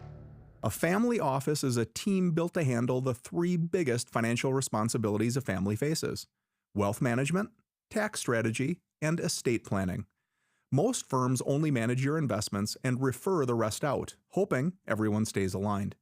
At Trajan, we built something different. Your wealth, tax planning, and estate planning are handled together inside one firm under one roof. There's no guessing whether your CPA, advisor, and estate attorney are truly in sync, because our team works together every day on your behalf. When your financial life becomes more complex, your advice should become more coordinated, not more fragmented. One plan, one trusted team. Call Trajan today, 801-207-9900. That's 801-207-9900. Trajan Wealth, an SEC-registered investment advisor. Additional services through Trajan Estate and Trajan Tax. Additional disclosures and accreditation at TrajanWealth.com. Traffic and weather together every 10 minutes on the 9s, brought to you by UCCU. Supercharge your savings at UCCU.com. Here's Ricky Meese. Good speeds and no problems on any of the Valley freeways. You're good to go. We do have the intersection closed due to an earlier crash that crews are still investigating at 13th South near 1500 East. You want to avoid that and take an alternate route. Common Spirit Hospitals, clinics, and caregivers, all connected to advanced health care in Colorado, Kansas, and Utah. Healthcare with human kindness is here. Hello, human kindness. Ricky Meese in the KSL Traffic Center. We will see highs in the 50s all week long. We start in the lower 50s, but mid to upper 50s towards the end of the week. Right now it is 45 and sunny. I'm Claire Scott from the KSL Common Spirit Health Studios. Listen online at kslnewsradio.com for Utah's news, traffic, and weather station. The all-new Inside Sources. Your inside access to the people and policies shaping Utah's future. Here are Greg Skordas and Holly Richardson on KSL News Radio. We've been talking this morning with Cindy George, who lost her husband to suicide after her son. What did I say? Husband. Oh, good heavens. I'm sorry, Cindy. Your son. I can see it right here. Can you tell our listeners, and I know we talked about it a little bit, was he on a dating app and like thinking that he was meeting with a woman or something and they were sharing information? Is that how this kind of started? Do you know? I don't have the conversation except I was able to read the conversation from the time that she got him to switch to the Kik app. She met him somewhere either on a dating app or Facebook. I know Facebook, oftentimes you get a friend request saying, "Oh, I'm interested in you. You look, and that's how it started. I'm not sure how that conversation took place. I know my son was very private, and it would have taken a lot to get him to take a picture like that. And I think that's why it was so devastating to him, because he was so embarrassed. You know, you shared with us that it was only 5 days between, I guess, the first message and from the time he felt like he just couldn't live with it anymore. Brandy Vega is here with us with Promise to Live. Brandy, you told us something about how that looks today. Yeah, Cindy lost Jake in 2015. I think he was one of the very first victims of this crime, as the social media was really picking up and gaining traction. Today, we see it all the time on Instagram and all of these groups. And we had a father who lost his son. He said, I put my beautiful son went to bed at 10 a.m. He said, and terrorists broke into my house and murdered my son by 3 a.m. And essentially that's kind of the feeling you have, is because anybody can come into your house, infiltrate into your children's bedrooms through this digital device and convince them to do things that they know are going to cause harm and blackmail them, sextort them. Within and so we're 5 seeing hours. This. Yeah, within 5 hours, they're gone. Kids who had plans in the morning, kids who've never struggled in their life. It just pops up. And, we're seeing this with 12 to 25-year-olds, but also we're seeing this with older people and seniors. And I was actually a victim. I got an email just in my inbox, a couple of years ago that said, Brandy, I'm inside your, it was from me to me, right? And it said, I'm in your system. I have video of you watching porn. If you don't send me $1,000 right now, I'm going to send it to everybody within your system. I panicked for a minute, and then I was like, wait a minute. I don't watch porn. Yeah, right. But imagine if I had, or if somebody had, and then all of a sudden now you're being blackmailed within your system because they can send it. And this is why what we're talking about tonight, we're saying, okay, there's so many tools, there's so much technology, and it's amazing for things, but it's also terrible. And how can we put the safety belt on the technology, have the conversations, but let people know that if this happens, it's not the end of the world. There's things that we can do. You know what's really insidious about this to me, Brandy, is that they don't seem to care what happens to the individual. It's if they're getting their money, great. If you say, well, I just can't do this anymore, then like Cindy said, well, then you'll be our sixth I've heard suicide. rumors. I mean, that's crazy. I have heard rumors that some of them keep a tally as like a counter of how many that they've been able to do that. And some of them are like, oh, you're going to do it? Stream it live. Show me. And I just think it's absolutely sick, twisted, and disgusting. They have zero regard for humans. And this is why we struggle, because we're more connected than ever, but we're more disconnected. You're just a person. You're just a number. You're not real. You're a picture. That's and this gross. is what we're trying to break, is because we have to connect in real life. There's a big disconnection between what's happening on social media and are people really people. Mm-hmm. And all for less than $1,000, it sounds like, Cindy. $680. I mean, it's just, I can't even fathom that. So, Brandy, you're doing an event tonight. Your event, your organization, your company is Promise to Live, but your event tonight is on safe tech and strong minds. Can you tell us, we know that Cindy is going to go and speak and share her experience, very tender. Who else is coming to speak at this event? Joe Marvullo is on our team. He's an IT expert. He's been doing this for over 25 years. He's also a man who lost his father to suicide, and he struggled with different things. He feels so strongly about this that he came to me and said, we have to do it. And I felt very strongly, too, because I've seen just too much of it happening. So we've put together this free course that's going to, explain everything that's happening, but more than just explain, show you how you can alleviate some of these issues and walk away with tips and tools. So Joe's going to talk about that. We have Dr. Dan Lathan, who's a neuroscientist. He's going to talk about what this is doing to our brains. It's actually rotting our brains. There's real science that shows that. So he's going to explain a few things. We have Amy Winder Newton, who, works with the governor, and she's coming to talk about what is the state doing? What are we seeing, and how can we protect ourselves, and especially from the state level? And then, Cindy will share her story, I'll have ours. But the whole point of this is to get people together to talk about the dangers, but not just talk about it, do something about it. And that's what Promise to Live is about. We can't just be aware of a problem. We need action and accountability. And that's what we're going to provide tonight. And I think it would be incredibly helpful to get the word out to parents like Cindy. But she didn't know. She didn't know this was happening until after it had occurred. So I think the message, as you're explaining really well, is we also need to get to the people that are doing this, and maybe even talk to our young people about, hey, don't go down this rabbit hole. Every single person listening, please, please have this conversation with the people you love. Go to them today and say, hey, have you ever heard of this? Can we talk about it? Can you make me a promise that if you ever find yourself in this situation, you'll come to me or you'll come to somebody, because it's not worth your life. Here's what it looks like. Don't do it. But if you do it, know that I love you enough that I'm here to support you. That conversation has to happen. Mm-hmm. If you come to our event, we'll give you even more tools. But whether you do or don't, have that conversation, because you don't know who's breaking into your digital devices tonight and tricking your kids or even older people. So we want everyone to have that conversation.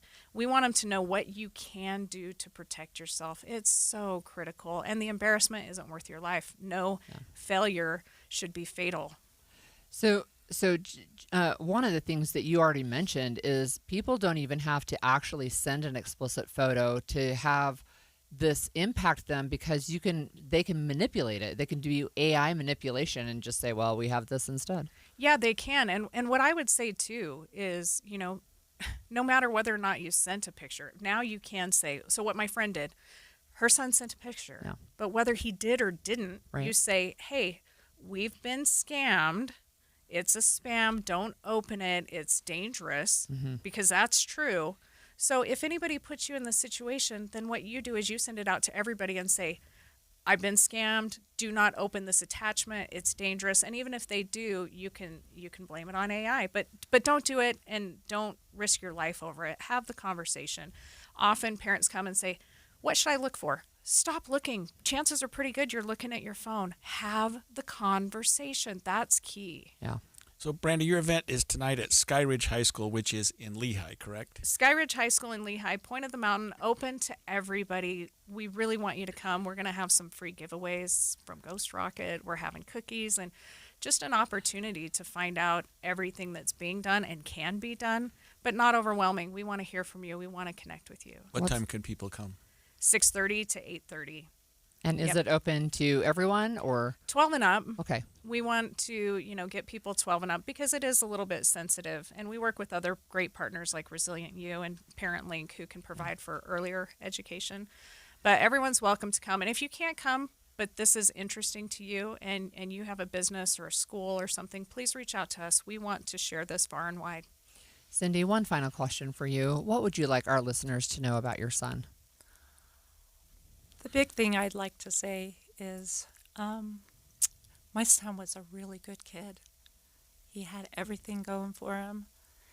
And if you think to yourself, this couldn't happen to my child, it couldn't happen to my grandchild, my nephew, I'm here to tell you that it can happen to the best of kids. No one's immune. Thank you so much for joining us and sharing that tender story during a tender time for you. We really appreciate it. We'll be back with more Inside Sources after this break. Progressive presents a guided meditation. Hear the birds sing. A chipmunk nibbling on an acorn. Smell the pine needles gently falling into your living room as the breeze blows through the gaping hole in your roof. Gaze up at that broken tree branch and relax because you bundled your home and auto with Progressive and have the peace of mind of 24/7 protection. So relaxing.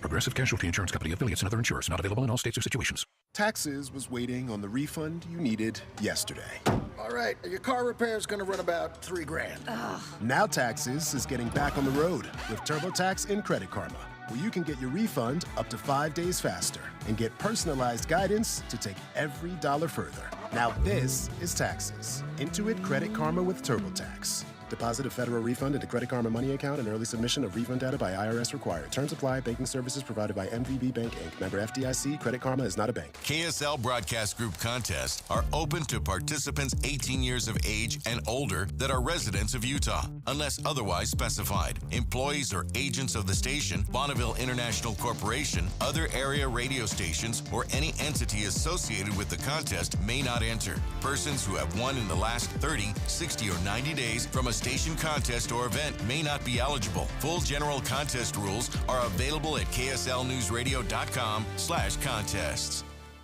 This is Derek Miller speaking on business. Sorensen Communications makes communication more accessible by providing interpreting and captioning services for deaf and hard of hearing communities, helping create more inclusive connections and everyday access for everyone. Chief Technology Officer Maria Lensing joins us with more.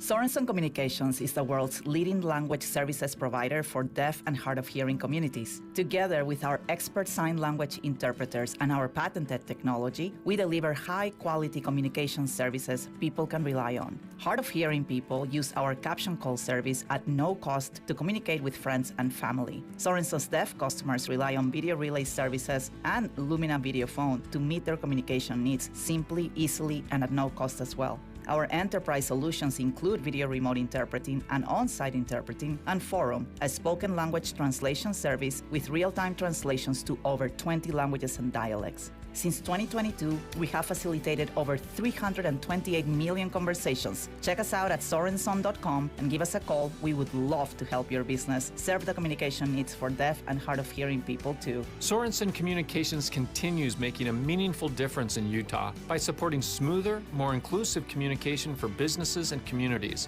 Their work strengthens connections and helps people engage confidently and effectively every day. I'm Derek Miller with the Salt Lake Chamber, speaking on business.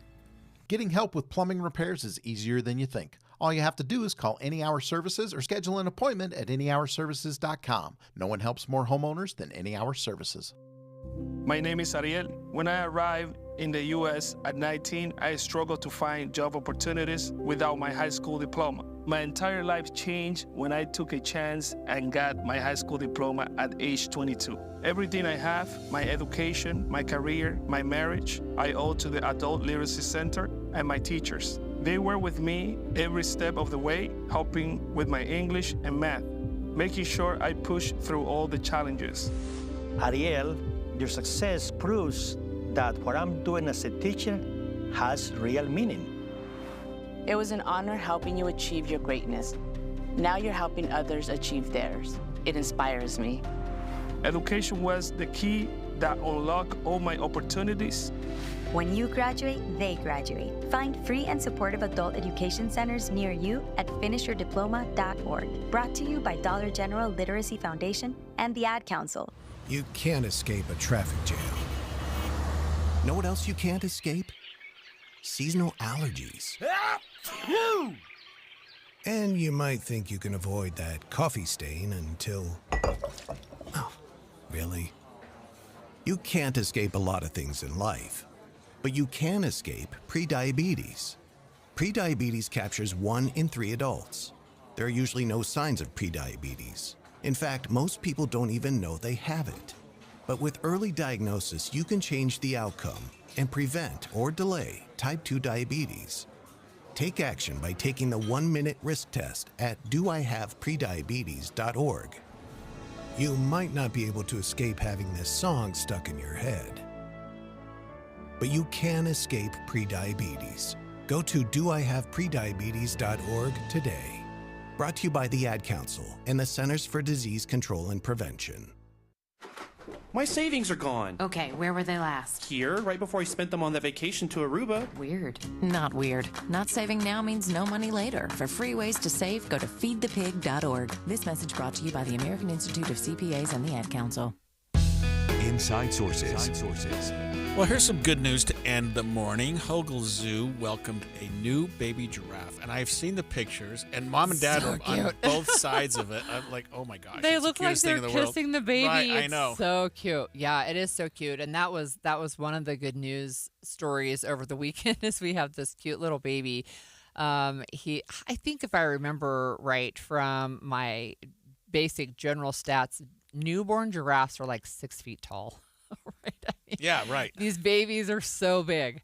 And he's so cute. And I looked at some of the videos, and he's running, and he's got that really awkward gait that newborn animals have, and just so cute. But he was born successfully. It's his mom's first baby, and just really great. You know, they have to get on their feet quickly because of where they are. So where they're born typically, and that is, you know, they've got to start working. Mom and Dad are trying to help them out, get up on your feet, and then learn to run. So It's you incredible. ever seen a video of a baby giraffe being born? No. They have to drop like 6 feet, right? Oh, mom's standing? Mom's standing when she has the baby. But yeah, so the news coming out of Hogle Zoo is that this baby was quickly got to his feet, started nursing, bonded to mom, got these cute pictures. You can find those on the website, ksl.com. So I wanted to share some fun facts for the day. We've already talked about Groundhog Day. It's also Congressman Mike Kennedy's birthday. And Utah, there's a political dynamo in Utah. Her name is Adriel Herring. It's her birthday today, too. So happy birthday to both of them. And then I wanted to share a few of these stories. So I don't know if you know this, but there's a Russian fort in California. It's Fort Ross. I've been to the location where Russia established a fort. A Russian fort? Yep. They set up shop in California on this day in 1812. So they had a presence not only in Alaska but in California as well. What's there now? Site. It's a memorial site. Like you can go and see. Russia doesn't own it anymore. Not a candy store. No. Look, we also had, this is sad news, but on 1847, the first member of the Donner Party died. And if you remember that story, it was a really, really bad winter. And people were trapped in the mountains. And as people died, they chose to stay alive by eating each other. So Yeah, there's so much history to that, and I've tried to read about it because there's different ideas of what happened, what they were doing at the time. But it must have been, I can't even imagine being in that I would position. rather die of starvation. Yeah, Thank you. right. Okay. So on this day in 1862, the District of Columbia abolished slavery. So that was a good move on their part. And then we talked about Puxatawny Phil. And I love the movie Groundhog Day. It's really old now, and I still watch it every February 2nd because it's just so good, right? Is that Bill Murray? Yes. Yeah. And you've got like the 80s hairstyles and stuff, right? And there's a lot of stuff we have now that they didn't have then. But he goes to Gobbler's Knob, which is still where they have that in Philadelphia. But they did the first one in 1887. First Groundhog Day? The first Groundhog Day celebrated by Puxatawny Phil in Pennsylvania. Well, what we learned today is that there is going to be 6 more weeks of winter. Yeah. Instead of an early spring. And you know the way I learned that was it's either going to be 6 more weeks of winter or spring will come in only a month and a half. Right? Which, right. Good job. I mean, yeah. You have this big old fat rodent. And I think a lot of Utahns are praying for 6 more weeks of winter, or maybe 12 weeks of winter. I mean, we know. just haven't had winter. January was awful in terms of the snowpack. October was wet, one of the wettest months ever. It seemed like we were coming into a good winter season, and boom, we're now in trouble. Exactly. So this is less of a fun fact than a sad fact. Sorry. Do you remember the movie? And it also was a book, I think, American Sniper. Yes. It was about Chris Kyle. Right. It was on this day in 2013 that he was killed at a gun range in Texas. Yeah, it was such an arbitrary. I mean, it just seemed like know. he'd gone through so much, and he'd know. been back and forth, had his own issues, and suddenly somebody just murders him. It was awful. Yeah, that was really sad. And then on this day in 2021, Millie Hughes Fulford died. She was 75. But the interesting thing about Millie is she was the first American woman who went into space that wasn't an astronaut. She was a working scientist. She was a molecular biologist, and she was looking at how space impacted bone density. So she was up in space a number of years ago. What year? What year was she in space? Yeah. Let me look Well, no, for you. I thought today was an anniversary of when she had passed away. Oh, I'm sorry. Yes. No. But it's good. It was. I was looking it up earlier today because it was so interesting, and she was going to follow. I think she was trying to be the first woman in space. No, not the first woman in space. The first one who was not an astronaut. Oh, okay. So she was a molecular biologist, and she went into space. Oh, let's see. She earned her doctorate degree in 1972.